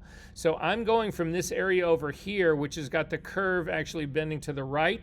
I need it to be bending to the left. So if you actually come and look at your clone stamp tool under the clone source, there is a degree marker that's sitting right down here. I want to shift my cloning 120 degrees. 180 degrees. So click on that and type in 180 and say okay to that. Go ahead and hit the tab key or the enter key. It will actually now set this. Now when you come over to the other side, you'll see that your clone stamp tool has flipped. The problem that I have with this flipping though is I don't know where to actually start the tool. I mean, if I can start it up to here and then click down here, it gets messy in here. It's not really working completely for me. When you do this trick, what you have to do is you've actually got to make your clone stamp tool huge so that the beginning point and the end point are both visible. So I'm going to make my clone stamp tool big, but now again, I cannot see exactly where this is landing in here, and it's also using my original source and destination points. So I'm going to come back up to the top again, but now I can't see where I actually want to set my source point. And the reason I can't see that is because of this opacity on my show opacity. So I'm going to drop the opacity back down to 50%. So now when I come over the top part, so again, I'm around 2 o'clock, I'm setting my source point right at that 2 o'clock point. I'm going to hold down the option key and click. That sets my source point. Now when I come down here to my other side, you need to make sure that your brush is large enough that it actually covers the beginning of the missing part and the end part. And then I'm going to come down here. I'm going to try to figure out where this guy goes. Shit, I can't see any of that preview. I got to drag my preview all the way back up again. And it's using my original source point. So it did not select that source point that I just said. So let me make sure that that happens again. Again, I'm going to hover right over that line, hold down my option key, click to set that as my source point. You're And on the background. oh, thank you. I'm on the background layer. Perfect. Thank you. It only takes me a little while. So again, up in my second layer right now, hover over that 2 o'clock point, hold down the option key, click, set the source point. Now when you come back over here, with your tool big enough, you can actually see where you need to be to have the beginning part and the end part line up. Because otherwise, if you come down here, you're completely off. So you need to actually work it back and forth till you can see the beginning and the end line up. Click once and you've completed the circle. If you hate your roommates, open up their Photoshop, open up this thing and flip this to 180 degrees and close this up. They will never know what is wrong. They will never be able to figure it out, but all of their cloning will be exactly flipped left and right and upside down. It'll drive them crazy. Do I seem like I get mean when I talk like that? A little bit. So anyway, don't let that happen to you. Reset your angle back to 0, or you'll do that to yourself. I'm going to reset my opacity back up to 100%. I'm going to close up the source point. That guy's done its job. I'm going to turn off my layer number 2. I'm going to select my layer number 1 and go back to it. And we're going to talk about the healing brush tool. So in the healing brush set, so again, when we talk about the clone stamp tool, it is a direct replacement of pixel to pixel. Now you can use flow, you can use soft brushes, you can use opacity to actually modify that, but it's always taking pixels and replacing pixels. So we're going to now go to the healing brush tool. That is the J key if you don't hit any other key. If you click on it, you get a flyout menu. There's a lot of stuff in the healing brush tool. We are not going to start with the spot healing brush or the remove tool. We're going to actually start with the original healing brush tool. We're going to click on that to make it active. And then again, it is a brush. I'm going to make mine larger. I'm actually going to make sure it is a completely hard brush. Mine is a normal blending mode, and in this case, you don't have opacity and you don't have flow in this. That's not how this tool actually works. We do have sampled and patterned. You want to make sure that it stays on sampled. You also have an alignment here, which works the same way it works in the clone stamp tool. So I'm going to go ahead and click on mine to align it. You don't need to use this use legacy sample. That actually goes back to like 4 or 5 generations of Photoshop ago, if not more. They actually changed the way this tool worked fundamentally, and there was an outcry among people who had worked with it for years So they plugged this in to actually use the old version of the healing brush tool. You guys have probably never used that version, so do not click on that. You also have the drop-down menu, whether you do this on the current layer, on the layer below, or all layers. Again, in our case right here, you want it either current layer or current and below. It doesn't matter either one because there are no layers below this. The diffusion is how aggressive this thing is and the edge of it. So I'm going to, 5 is the default here. That's where we're going to actually leave ours. You can use diffusion to actually force this thing to more emulate the clone stamp tool, which defeats our purpose. Okay, so we're going to do the same thing that we did before. I'm going to come over way to the gradient side. I'm going to hover over the top right-hand corner. I'm going to hold down the Option key and click. It seems the very same. And I'm going to come over to this other side right now to actually click and paint. And I'm going to click and drag this down now and let go. And you see absolutely nothing change. Did you expect that? No, you guys all expected it to do something marvelous here, but actually it did exactly what it's supposed to do. But this is the difference in the clone stamp tool and the healing brush tool. The clone stamp tool is, again, it's a direct pixel to pixel exchange. It just takes pixels from one spot and paints over using those pixels in a different spot. What the what the healing brush tool does is 2 steps. So the first step that it does is it actually samples the texture of this source point, and it replaces the texture of the destination point. So again, it's copying whatever texture's over here, coming over here and dropping that same texture down. Then it actually looks at the area. So that's the first step. The second step is that it looks at the area around the healing brush, and it says, well, what is the color and tone that surrounds the healing brush? And then it tries to actually match the new texture with the color that surrounds it. So that is exactly what has happened in this file. This is a synthetic file. There is no texture in it. So I created this just using gradients, and it was all built inside of Photoshop. So when you come over here and you do the click and you drag it down, there is no texture that is being replaced. It does replace the tone. However, when you let go, the tone, it then says, okay, well, that tone needs to match the color that is surrounding it, and the color that is surrounding all of it is middle gray. So it does not look like anything has happened, but the truth of it is the tool worked exactly the way the tool is designed to work. And that's why I ask you guys whether this, what the difference in these things was. These things are radically different than each other, and you use them for radically different reasons.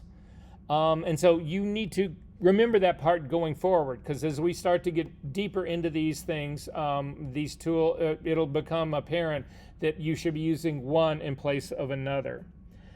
So that's the difference in these two. If we come over to you can actually close this file up right now. We don't need this guy anymore. We are actually going to open your homework file and start to work on your homework file right now, which scares me because that puts me awfully far ahead in my lecture. But at least this time I'll actually have a chance to get through most of this lecture and show you guys really how to do that. So we're in good shape as I'm talking to myself. Okay. So the file that we want to open that will be your homework file is, if you go to your assignment folder inside of week number 6, there is a file called skenasretouch.psd. If you can open that up into Photoshop. Double click on the hand.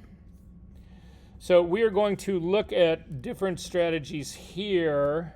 I think this is where I want to do this. Hang on one second.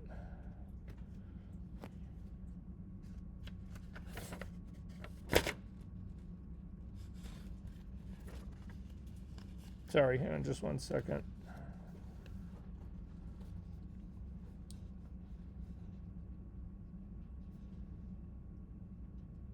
Yeah.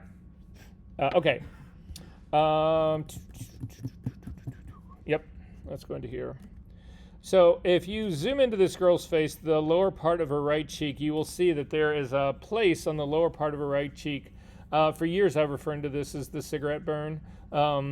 We could refer to it as something else, but you can see it's an area of skin that's down here that's actually looks like I don't know what was really wrong with it, but you can see that the makeup artist has clearly put makeup on here trying to actually hide what that is.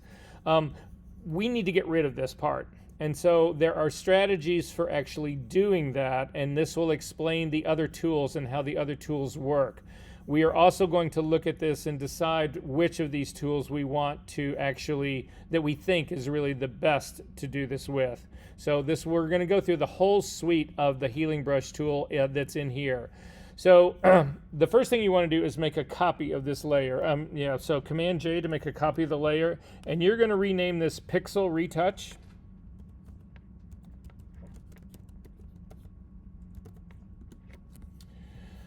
So our first strategy, if you come up to the healing brush set, we're actually going to start at the top and work our way down. We're not going to start with the healing brush that I just demoed. However, all of the tools in here work largely the same way. The remove tool is a little bit different, but the healing brush, the spot healing brush tool, the healing brush tool, the patch tool, and the content, we're not going to do this content aware.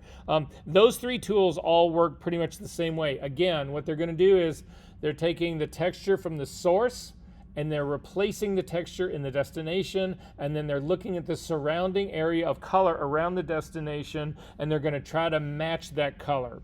So we are going to explore all of those strategies. So the first one is what I'm going to do is the spot healing brush tool, the one that's at the very top. And you'll notice here, you actually have some changes up at the very top. This is a brush, so I'm going to click on this brush. I'm going to make it a medium hard brush. That is the default of this brush.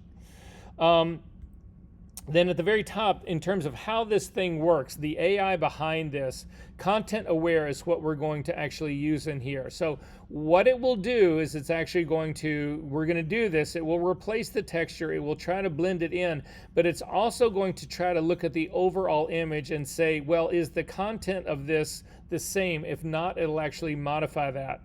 So to use this brush, when you select it, I'm going to make mine a little bit larger. Here's the trick to doing this brush. If you actually paint, so everybody do this with me. I only want to paint over half of this. So I'm going to start at the very top, and you'll see when you actually start to use the tool, it paints a dark color, and I'm going to only paint over half of this and let go. And the problem with that is you can see that this is actually, there was still damaged skin underneath this. That gets pulled back into the result of this because you have said, okay, I want to use this to replace the texture. So what the tool does is that you'll notice I didn't set a sample point here. I didn't hold down my option key. Photoshop picks the color and the place and everything else in this tool. So if you hit Command Z to undo this, hover over the area. I'm going to hover over the area that's up above this area to set a sample point. I'm going to hold down my option key and click. You'll get this warning that comes up and says, that's not how the spot healing tool works. The spot healing tool, Photoshop picks the source point for you. So again, I'm going to click and only do half of that image again. But now what's happening is that it's actually taking this part of damaged skin, because I didn't get rid of that, and bringing it up into my fix, and that is not going to work. Miguel. Just a question. Why doesn't my brush tool let me drag it like with my cursor? It doesn't let me drag, so it just picks it.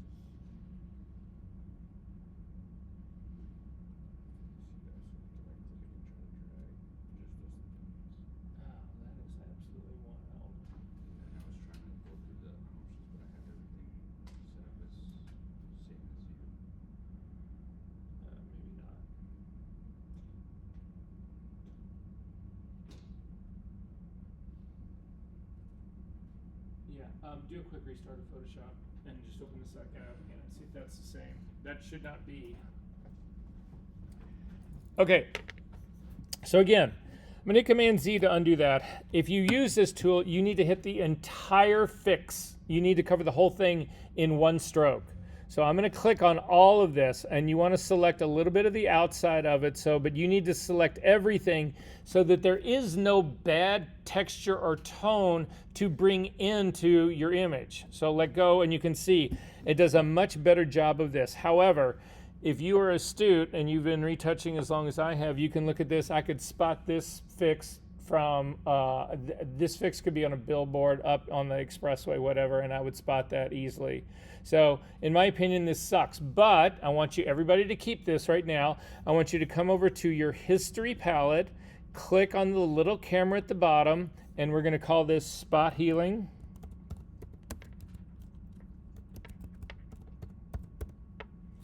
and say okay. When everybody clicked on that little camera, did everybody get a dialog box that opened up that let you name it? So if you don't have that, you need to come to the menu that's right across from the tab that says History. Click on this flyout menu, come down to History Options, and make sure you have these 4 things selected. Everything is selected except for the Allow Nonlinear History, and say OK. Now when you click on that little camera icon, a dialog box will open up, and it'll allow you to name it, and you'll actually be good to go. So once that happens, I'm going to go back in history 1 step to name change. It brings back the spot. We're going to go to the next tool down. So the next tool down in the healing brush set is the remove tool. Now this tool works completely different in that this uses AI to actually do this. This is a relatively new tool. Speaking in Photoshop, it's been around for a year, maybe a year and a half. It's still a brush, so again, but you'll see that it's a plus and a minus on this, and then it gives you a size on this. There is no way to really soften this thing up. It doesn't really matter about that part. Again, it's using AI to find all of this part.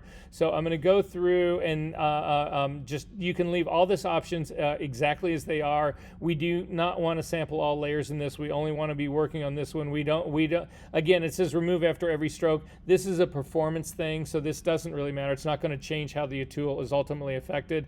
We do not want to create a new layer doing this part. So at any rate, this tool works the same way though. It's a brush. You'll see that it actually paints, and you want to click, and this version is pink. But again, you want to cover the entirety of this in 1 stroke and then let go.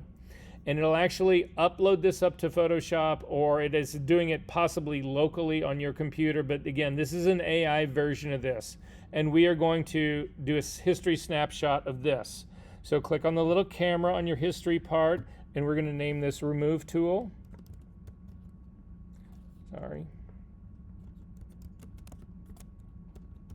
And say OK. And then go back 1 step in history. Again, back to name change.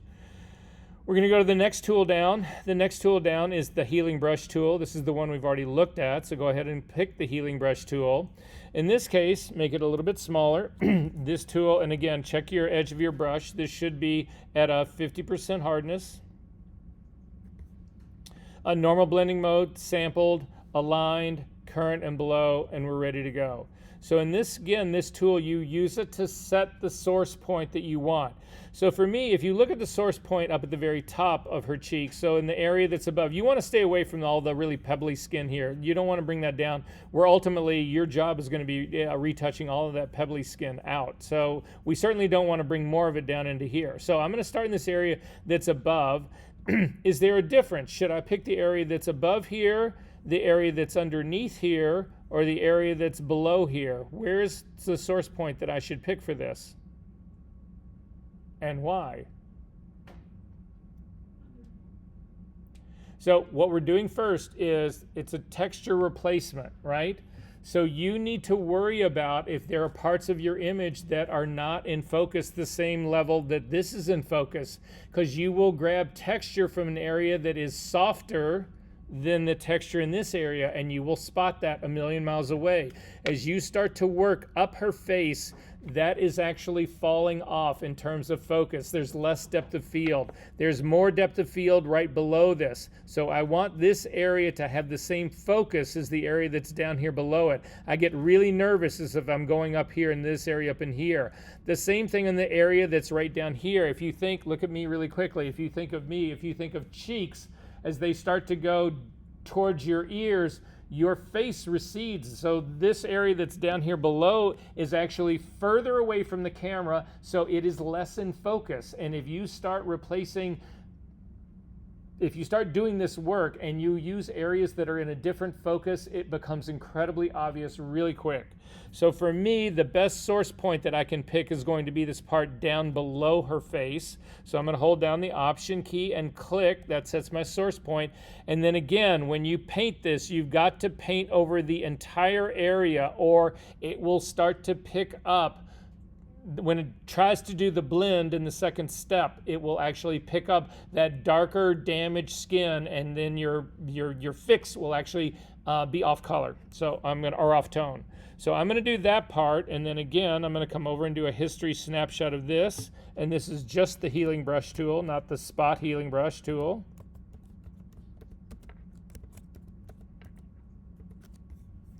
Say okay to that, and then go back one step in history. The next tool down that we're actually going to work with is the patch tool. So the patch tool is the only tool in this group that works differently. So all of the ones that we've been doing here, other than the healing brush tool where we could actually get a source point, or the remove tool where there's no source point that exists,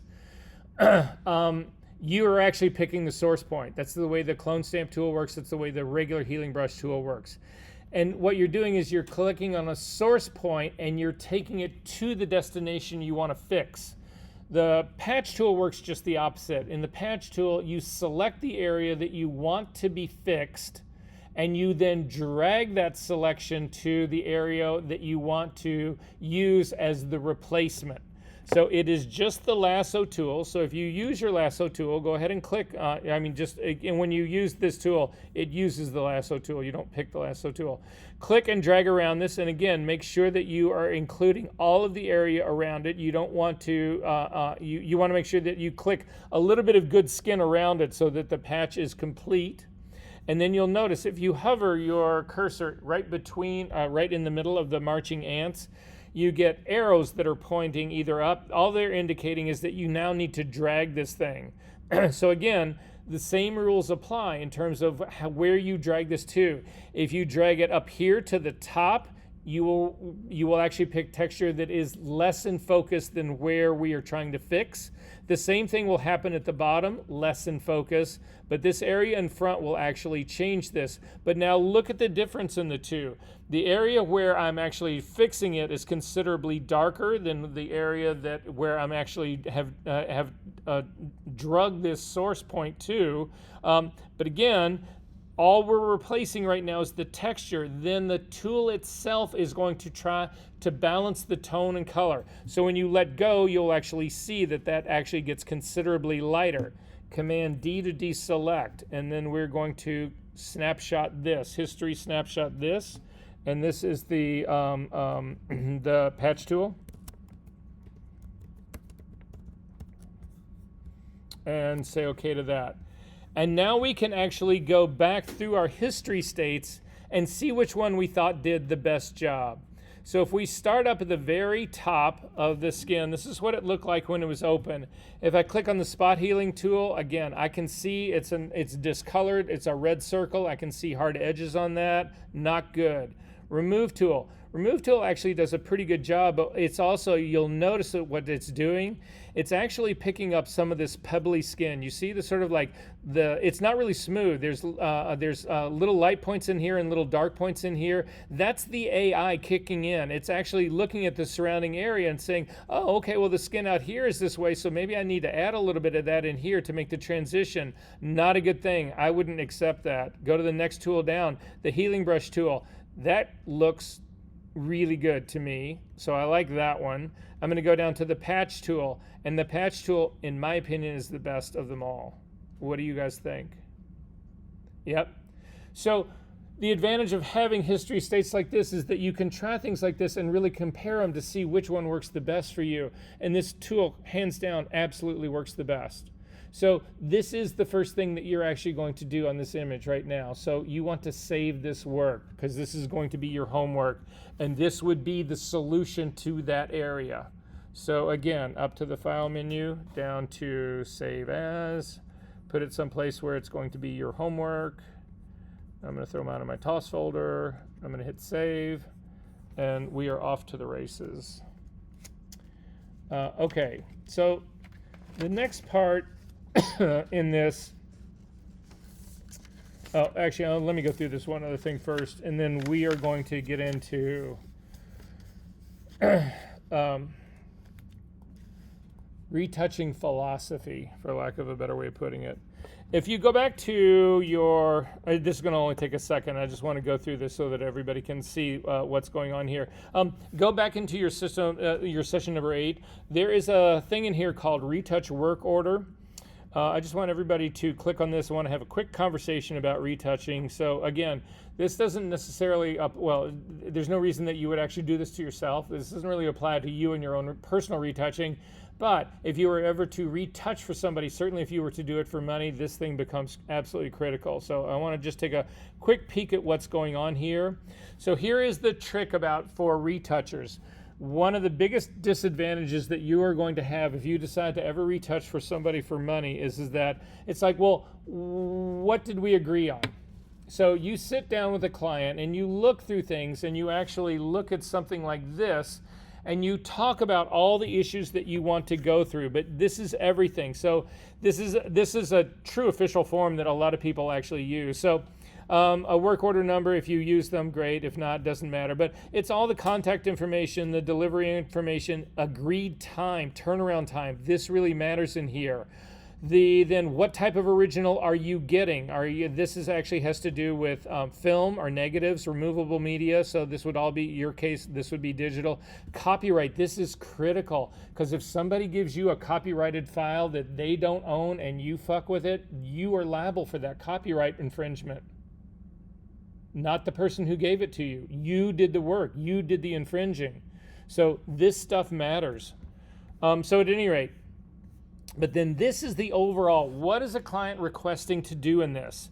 And so you want your clients to actually initial this. So it's all the description about this. And the reason you do this is that I can promise you this right now. You will do the retouching exactly on what was agreed to by a client. You will show it to them and they'll say, oh, well, no, but we agreed to do this, this, and this as well. And you'll say, no, we didn't agree to do this, this, and this as well. Look at the form that you actually signed and initialed right here. None of that's on there. I am happy to do this, this, and this in addition to what we did, but that means you need to pay me more money.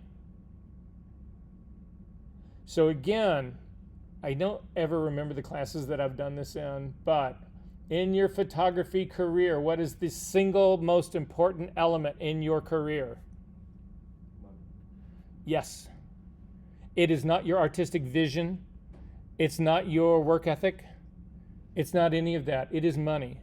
Because if you cannot make money doing this, you will stop doing it. Your career will end as a photographer if you can't afford to do it. Now, if you've got rich parents or a rich sugar daddy or sugar mama or any of that kind of stuff, whatever, great, then you can keep doing this forever and they'll just pay for it and life's grand. I mean, that happens, right? I didn't have any of that. So again, money is the issue. And like I said, if it costs you $10 to do something and you can only make $5 doing it, that will not last long. You will look for something else to do. So can't lose sight of this and can't lose sight of how important these things are. Protecting yourself, making sure that you're covered, making sure that you're charging what you deserve. We good about this part? I can't stress this part enough because I think one of the biggest issues that I run into at art school is that people do not genuinely feel like their art is worth anything. Oh, I'm doing it because I love it. Fuck that. I do it because I want to be paid, and I want to be paid a whole lot of money to it. And I want to have security when I get old, and I don't want to have to worry about that shit. Do I want my artistic vision to be exercised? Of course. Do I want to play dress up in the photo studio? I'm a fashion photographer. That's what we do. Do I want to lie about everything? Yes, that's what photography is. I take really shitty, ugly Dockers pants and I make them look like $1 million, and people charge a fortune for them and they pay me a lot to do it. It's a great life. Anyway, the money part matters. So going through all of this, and again, it talks about skin, forehead, nose, cheeks, all that, and descriptions about what are you doing on that, all of that kind of stuff. All of these things matter. However, as much as all of these things matter, you need a backup on this as well. And this is what your backup looks like. So again, guys, download this, keep this. If you ever get into that situation, whip this out. It will protect you. It will help you so that if there's a dispute, you can actually say, well, look, we all listed it right here. We didn't say anything about that guy's shoulders. We didn't say anything about his arms either. Yeah, we did say something about his stomach, and that's written here, but we did it. So anyway, you can close this thing up. The last thing I'm going to show you, and then we will take a really quick break, is in the assignment folder of next week. So I want you to go to your session 7. We're jumping ahead. the file that you just did the knockout on, you could use that as a starting point. If you go into session number 7 and look at the assignment folder, inside the assignment folder, you will see there's another copy of that fashion, the file that where we did the knockout, the thing we just did, the first thing today that you can then turn in.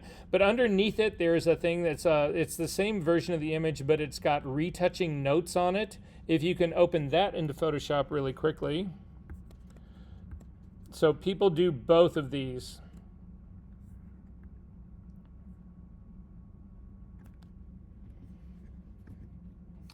And what you'll see here is all the notes that are actually written on the image. This becomes even more important, in my opinion, than the stuff that actually is sitting on that list, although I would do both. I would have this printed out, and I would have that whole description part on there as well.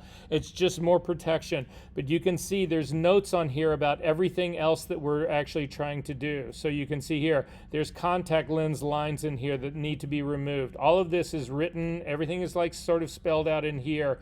And this is, again, if your client agrees to this, this lays it out in black and white. So when they look at it and they say, oh, well, I thought you said you were actually going to get rid of the piercing hole of the earring in her ear and you didn't do that. And so, it's like, yeah, you can't believe how petty this stuff can actually get. Is this making sense to everybody, what we're talking about here? So notes matter, the direction, all of that kind of stuff matters. Okay. I got 302 right now. Let's make it a hard 10, be back at 312, and we will jump into this deeper in a big way.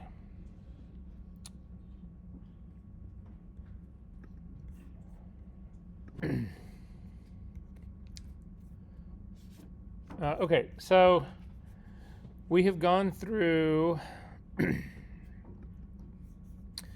this part of it. We've looked at the form. We can come back to this image right here. So, question.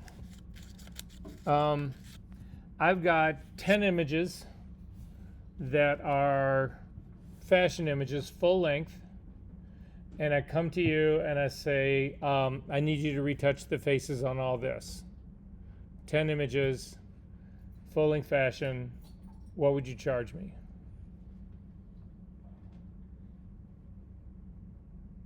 Anyone?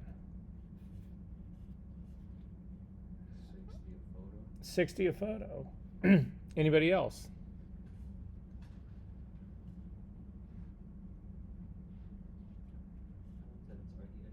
Say what? What kind of edits are we asking? Well, that's a good question. What kind of edits? So again, I said it's fashion full length, right? So it's not like you're not doing serious beauty like this thing right here, right? It's full length fashion, right? So it will take work. I'm not saying that, but so Miguel actually suggested to do it per image. Would anybody here actually base it on time? How long that would take you?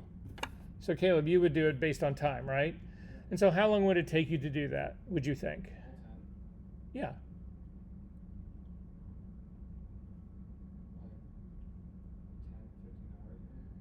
10 or 15 hours.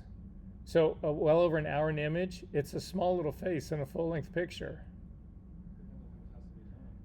Well, that's all true. I get that part. But again, we're not talking about serious in-depth beauty retouching here. What about anybody else in here? Would it take you 10 hours to do? Would it take you an hour an image to do that? Do you spend that kind of time on your own work? So we've had two options here. We had one that was a per image thing and one that was a time image thing.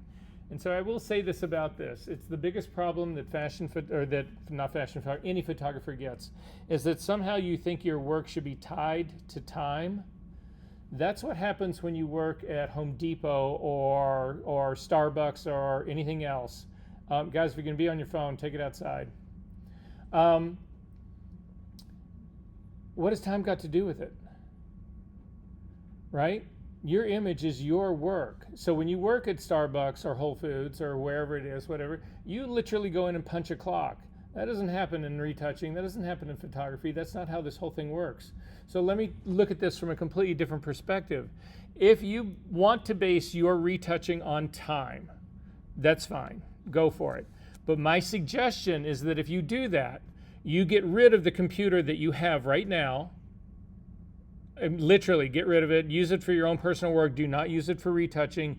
You need to go find the oldest version of a computer that will run the oldest version of Photoshop and make sure that it takes you forever to do everything, because the more time it takes you, the more money you will make. Is that seem reasonable to anybody in this room? No. So here's the trick, or the way I'm going to present it to you. This is the way I would hope to do it. So you can figure it based on time in your mind. You would never quote a rate based on time. It's like, how long is this going to take me? So for me, I would look at that. A typical job like that, even my own work, as high end as I want that to be, 15, 20 minutes an image, I'm quick. But I would go in there with the clone stamp tool and the healing brush tool, and I'd smack the shit out of that. I don't care about the skin tone. It's too small. You'll never know. So if I give them plastic skin, who cares? You'll never know. It's too small. So again, and that's what the clone stamp and the healing brush tool, they just mash the shit out of that. You go in and look at Sephora, Ulta, even the, Jewel Osco. You go in and look at the pictures, the images that are in their makeup section. That is not real skin. That's plastic. That is not what we do in this class. That's not what high-end retouchers do. It is plastic.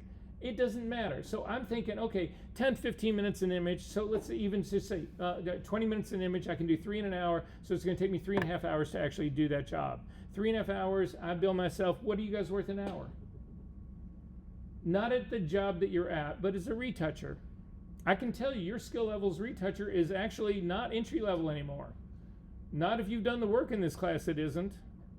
So that puts you at $50, $60 an hour. Isn't that what, or you said $60 an image, right? Would you give an image on every one of those images an hour?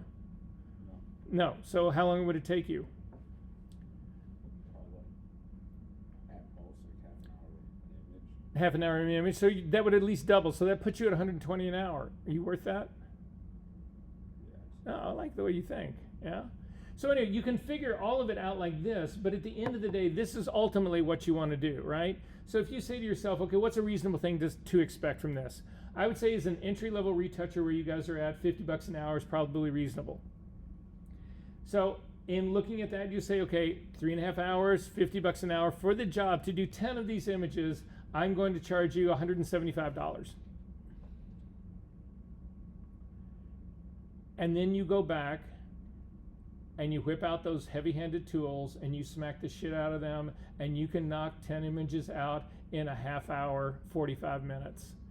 And now at a half hour, you're making $175 a half hour. That's $350 an hour. You're underpaid. And you thought it was going to go in the other direction. Does this make sense? Time is what is really your best friend in all of this. So you quote something, and again, but you only quote it in an image. So I would quote it, I would say, okay, if I really think 175, right, it's going to take me, or however long, I said at 3.5 hours at $50 an hour, $375 to do your 10 images. And then I can bang that out in 10 minutes. That's the goal here. That's what you want to do. You want to be really fast and very clever about this kind of stuff. So that's one end of retouching. You use the heavy-handed tools. It's very small. I'm not demanding a lot. It's going to be printed, magazine size, or online, so it's not going to be up really close, not that kind of stuff, whatever. So that's one end of retouching. Then there's another end of retouching. So L'Oreal comes to you and says, I have a picture of Rachel Weisz that we need you to retouch. She's going to be the face of our new beauty campaign, and it's going to be all over the world. And we are going to give you $25,000 to do it, and you have a month to execute it. Would you take that job? Oh, come on. Yes, indeed, I would. If you don't take that job, I am going to come find you and I'm going to kill your fucking cat. At the very least, you take that job and you bring it to me and you say, Verser, we'll split the money. I'll give you $12,500. You do the retouching. I'll do the finder's fee. You got a month to do this. Yes, would I take that? Yes, I'll do it for 12 grand. Yes, sign me up. So yes, of course, I would say you should seriously consider that. But in doing that kind of retouching, you cannot go in there and just smack the shit out of this with the healing brush tool and the clone stamp tool. do it in 15 minutes and expect to be paid $25,000 for this. They would never ever go for that. People who do that kind of work, they want this stuff to look immaculate, but they want the skin to look real. And that is not something that the healing brush and the clone stamp tool are likely to ever give you. If we use this whole image to retouch this whole image using those two tools, this thing is going to look as fake as all that shit that you see at Ulta and all the stuff that you see at Sephora and all the stuff that you see at the Jewel Osco. That is down and dirty hack retouching that Maybelline doesn't want to pay anybody to do. So, how many people got into this class because they wanted to learn how to really retouch skin? Anybody? Couple hands? Few hands, right? So I'm going to show you the way you do it for the $25,000 job. But what I want you to keep in mind is that there are different levels of retouching. The cheap, down and dirty job I ask you to do for my 10 fashion images is one approach. The $25,000, you got a month to actually do this, doing a super high-end retouching job, whatever, is a completely different approach. And then next week, we look at the middle approach. But is this making sense that you need to apply the method that you use, or the methods that you use for retouching is all dependent on ultimately the result that you need and the final product and the money that's involved behind all of that. Is this making sense to everybody about this? Okay, so I am going to show you how to do the $25,000 retouch on this image. You guys are actually going to do it. It's not going to take you a month to do it, but it'll easily take you 6, 7, 8 hours to do it. It's what it takes to do this right. So I'm going to show that to you, and then again, just keep in mind that we've got a third option that we're going to look at next week. And the third option that we look at, in my opinion, well, it really ends up being the way I ultimately end up retouching is that I do elements of all of them depending on what I'm really trying to do in all of this. So I just wanted to preface that part because what we're going to go into right now, it's the most difficult, time-consuming thing that we'll do in this class. And I just want to gear everybody up for this so that you know that this is coming. And I also want to gear everybody up that if you actually finish this assignment and it only took you 20 minutes, you have not done it right. Are we good on that? All right, so this is how it goes.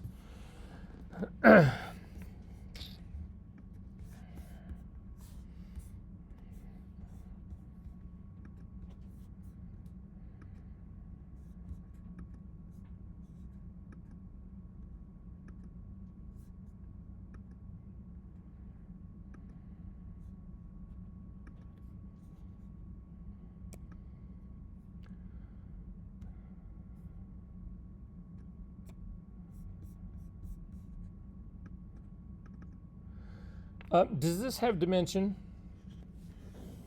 The illusion of dimension. Yes. It does. Why? Is it just the shadow? Oh my God. You guys haven't gone through any like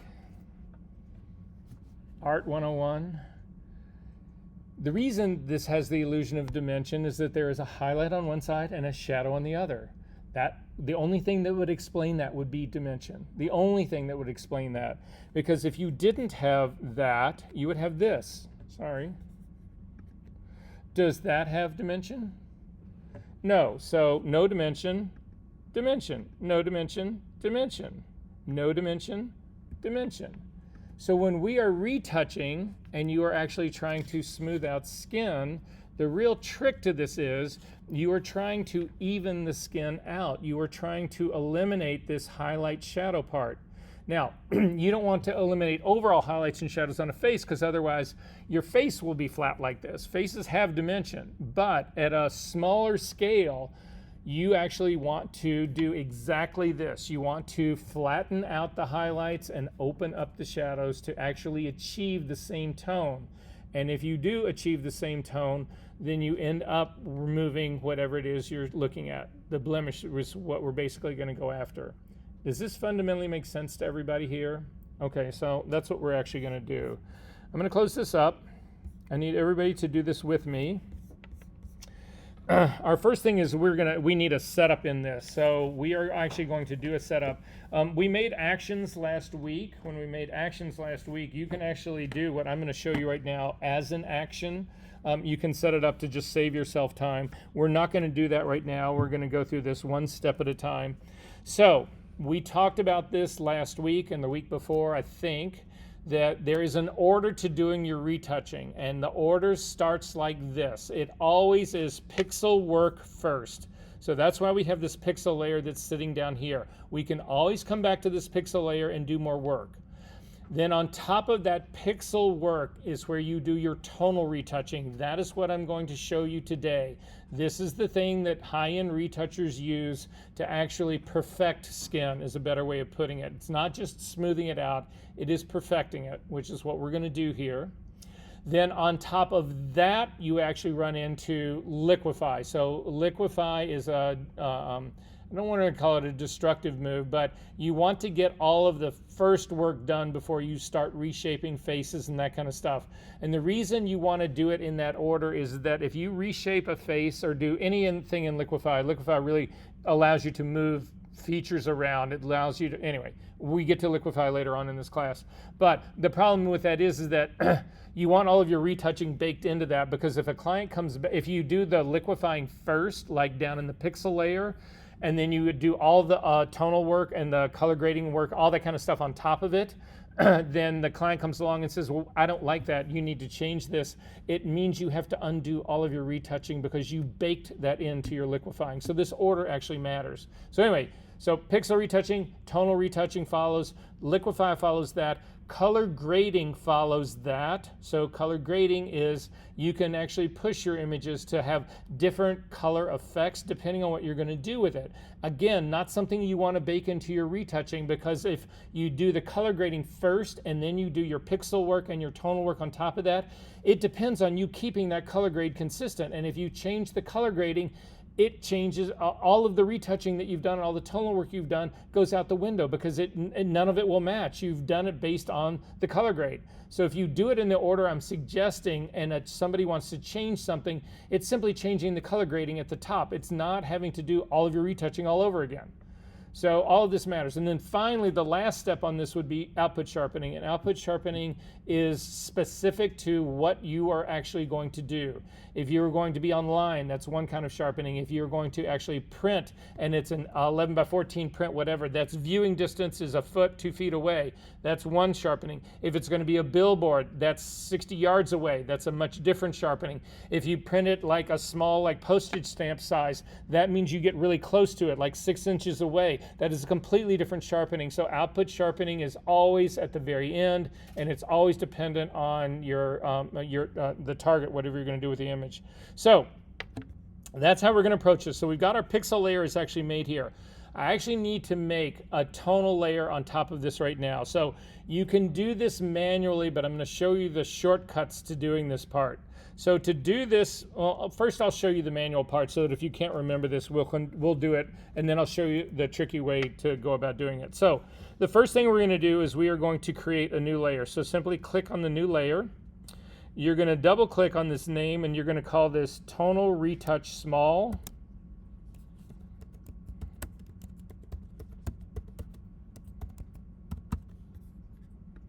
Then you need to fill this with 50% gray. Now, 50% gray can be a hard thing to find, because mathematically it doesn't really exist in Photoshop. You get close on both sides of it, but there's no way to divide the color, again, without going into the serious math on this.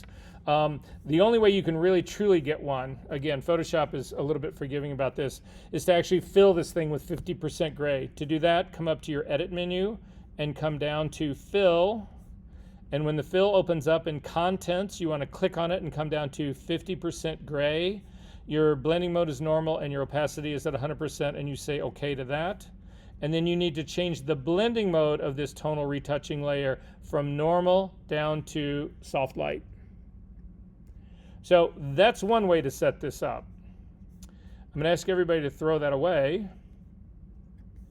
We're going to do it the faster way now. The faster way is to hold down your Option key before you click on that Add New Layer.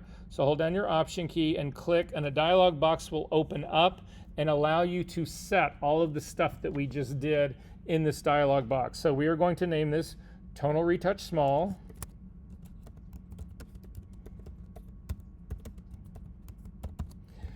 You're going to click the drop-down blending mode here and select Soft Light.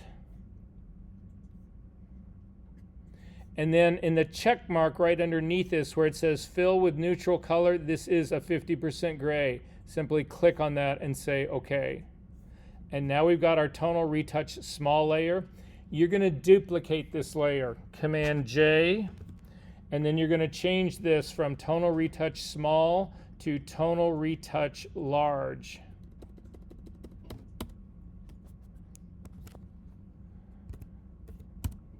And say OK to that, and then you're going to turn that layer off. We do the small work first, so turn that top layer off. But you'll notice these layers are now transparent. That is because a blending mode of soft light, anything that is 50% gray, you do not see. Most of you guys have actually been introduced to soft light layers as dodging and burning layers, right? So let's see that. This would now be the time definitely to have your tablet ready, because this is what we're going to get into right here. This tonal retouching is the reason that I insist that you guys have a tablet in this class, because when you see what we're going to do right now, you can't, there's no other way to do, you can't do it with a mouse, you can't do it with a trackpad. I don't know what else you would use as an input device. You can't do any of that with, I mean, again, it'll cripple you. You're headed for a carpal tunnel syndrome. Okay, so what we're going to do on this really quickly is that I'm just going to hit the D key to default my foreground and background colors to black and white. I'm going to hit the B key to get a brush. In my brush, the B key to get a brush. You want to check and make sure that your brush is completely hard right now. We're going to change that in a minute.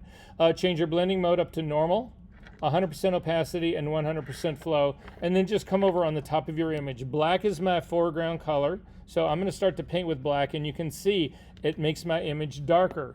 This would be burning. If you hit the X key and you go to white and you do the same thing, this is actually making your image lighter, which would be dodging. The problem you run into doing this, though, is that we are painting with black and white. If you want to see what it looks like, hold down your Option key and just click on the eyeball on this Tonal Retouch Small layer. And you'll actually see where it was white on here, the image was lighter. Where it was black on here, it was darker.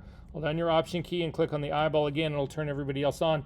But you can also see that the color in here has been perverted. So the problem that you run into doing retouching is most people think you do dodging and burning using shades of gray, so white and black and everything that's in between there to actually do this. You don't, because what happens in the blending mode layers is that it also takes on, the hue is impacted by the color that's in here, and because this color is gray, it's actually going to mix gray into the skin tone, and so what ends up happening is the skin tone loses saturation. So when you look at your retouching, the retouching when you're on skin like this, or any skin, I mean obviously different skin tones call for different things, but the color that you use in the soft light layer, in this case because it's black and white, it desaturates the skin, so the skin where you've done the retouching looks gray. And that's not what we want in this. So if you've done this part, go back 2 steps go back in your history far enough to get rid of when we actually put those brush marks down. So it's these 2 brush tools right here. So I'm gonna actually just click on that part to come back on this. Again, make sure you're still working on your small tonal retouch layer and not your large one. In this case, we need to make dodging and burning colors based on this girl's skin. So to do that, it doesn't matter which of your foreground or your background colors are right now, we're going to change them both. I want you to click on your foreground color to start with. It'll open up the color picker, and I want you to actually pick a general color of her skin. So the trick to doing this is that you want to pick a place where she doesn't have heavy makeup on it. So again, you can see makeup, blush and stuff on the cheeks, whatever, especially to bring out cheekbones and all that kind of stuff. That all, you want to avoid that. That is not true neutral color of her skin tone.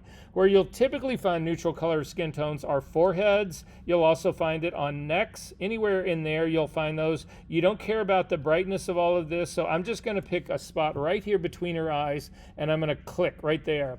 And what that does is it actually sets the hue. If you take a look in your color picker, remember, we have 3 different systems that we work with in here. We have RGB, which we've talked about. We have LAB, which we've touched on but we will get to later on. We have CMYK, which is not where we work in. And then we have HSB, hue, saturation, and brightness. The only thing I just did to do this was to select the hue. That's all I care about, because I'm going to change the brightness and also the saturation in here. So this is going to be my dodging color. To fix this, again, if you take a look at your HSB, the radio button that you pick gives you this column that's on the side. We are going to start with brightness. So hue has already been it's already been picked when I clicked on the spot on her skin. If you then click on brightness, the B key, this column slider becomes brightness. You want to crank this up to the mid-90s. So I'm going to come up, again, what I'm looking for here is the percentage right in here. So you want to get up somewhere between the 93, 94, 95. You don't want to go all the way up. If you go all the way bright, you'll end up getting back to white or close to white, whatever. And again, it's not the color. We want color in here. However, there's still too much color in here. So now you're going to go to saturation and click on saturation, and you're going to pull the saturation down. You don't want to come all the way down. If you come all the way down, you have a shade of gray. It's completely desaturated. You want to still have some tone in there. I usually do my saturation somewhere in the low to mid-teens. So 13, 14, somewhere in there is a good color for this particular image. Now again, different skin tone is going to have a different in terms of what you're trying to do here. But I'm trying to have a light enough color to actually do some dodging on here, yet still keep the color so that I don't shift the color in working on this tonal retouch small layer. So I'm going to say okay to that. Then I'm going to click on the background color, which will also open up another color picker, and I'm going to do the exact same thing. I'm going to pick the exact same spot in the middle of her forehead. That sets my hue at 28. The hue in this is 28 degrees. So remember, 0 degrees would be red, 120 would be green. Anyway, so we're just picking the hue, which is the color. We're then going to go to brightness again. And in brightness now, this is going to be my burning color. I need it to be darker.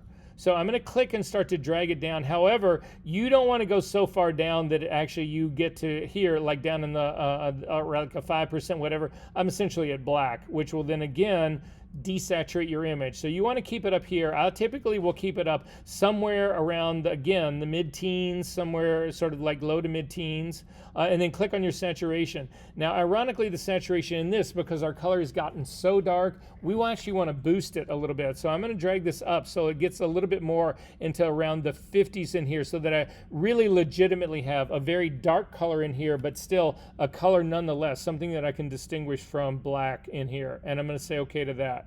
So I now have my dodging and burning colors that are based on her skin tone. So now if I actually keep the brush exactly the same way it is now, and again, I've got my dodging color right here, and I actually run on my image, you can see it wasn't like that white that completely desaturated that skin. It actually gives me still skin tone.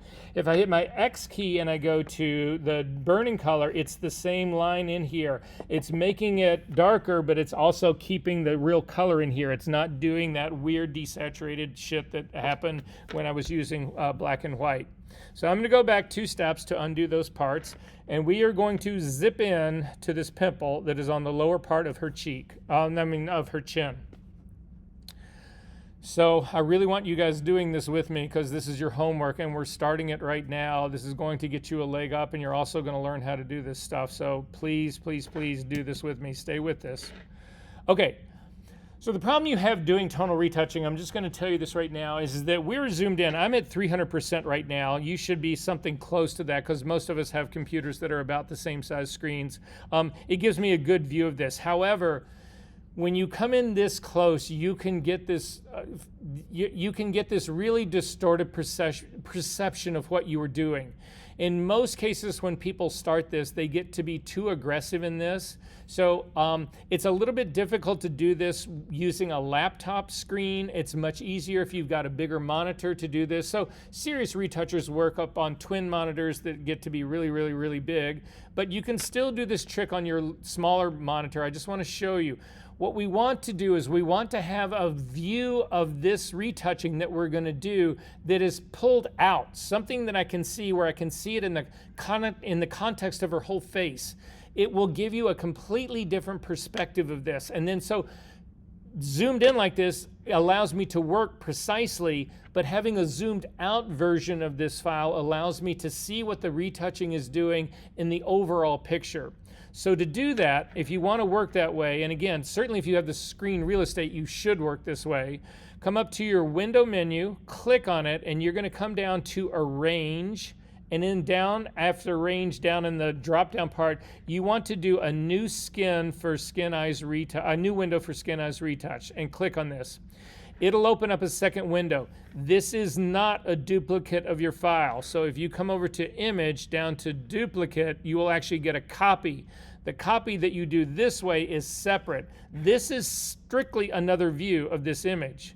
So to see what I mean, go back to the B key, hit your brush, come over to your soft light layer right now, and actually, let me zoom back out. Sorry. B key to get a brush right here. I'm going to move this a little bit to the side so you can see it.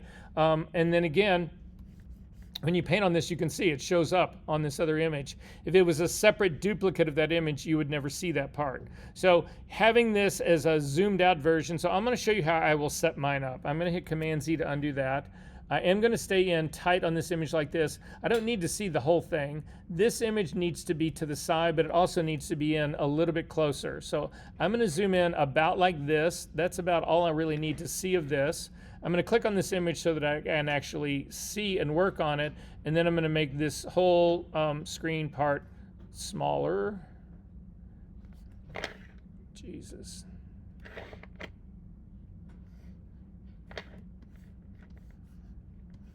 And this is how I'm going to work.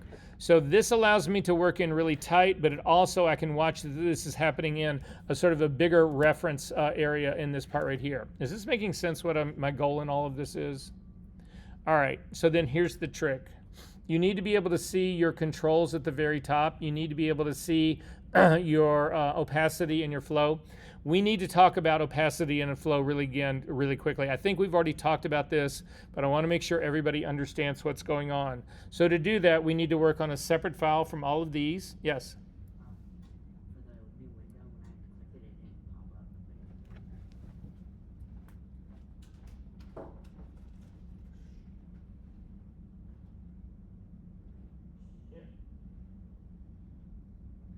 You're on the pasteboard still. Hit the F key once.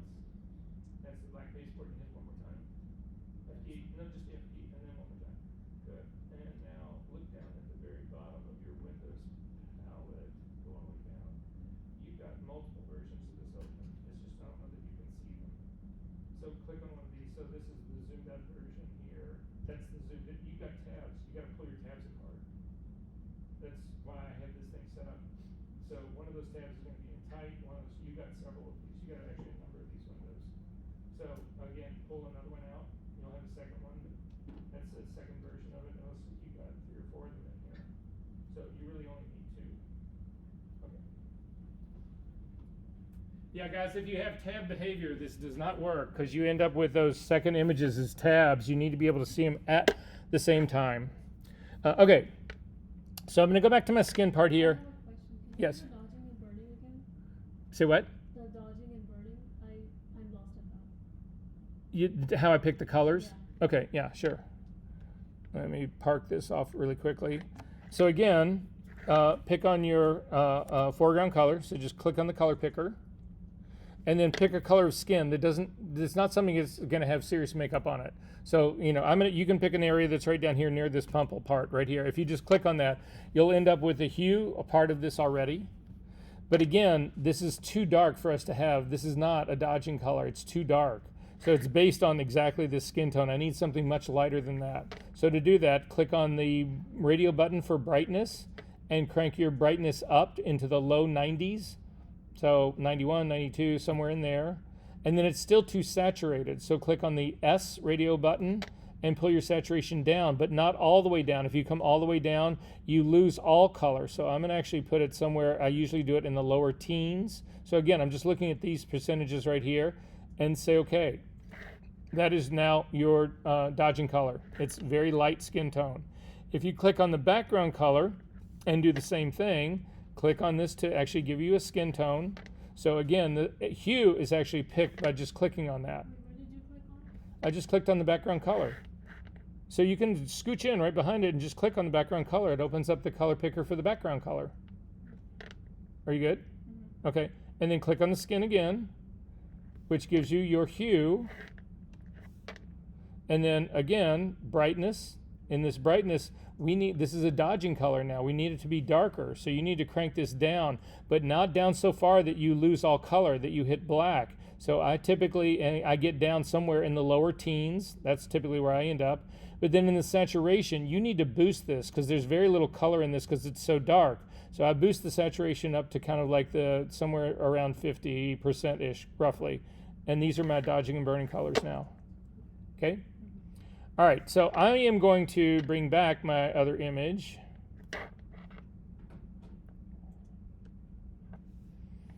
I am actually even going to zoom in tighter on this image right here. So I'm now into 400% on this guy. I've got a pulled out view that I can actually see here. Again, we need to talk about the difference in opacity and flow. So to do that, I want you to create just a brand new empty file. Command N will bring up the file dialog box. In my case, I'm going to do it 10 inches wide by 8 inches tall and 300 pixels per inch. If you are using the the new version of the new dialog box, try to get something that's close to this. Good luck. So I'm going to go ahead and say OK to that. Then again, I've still got my dodging and burning colors right here. I'm just going to use my burning color to start to do this with because it's easier to see. So hit the X key to make the darker color on here.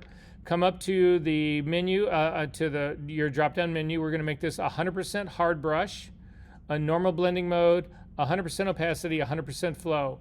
And then you're just going to paint a color line across the very top of your image like this. And you can see it lays down 100% of that color, and that's great.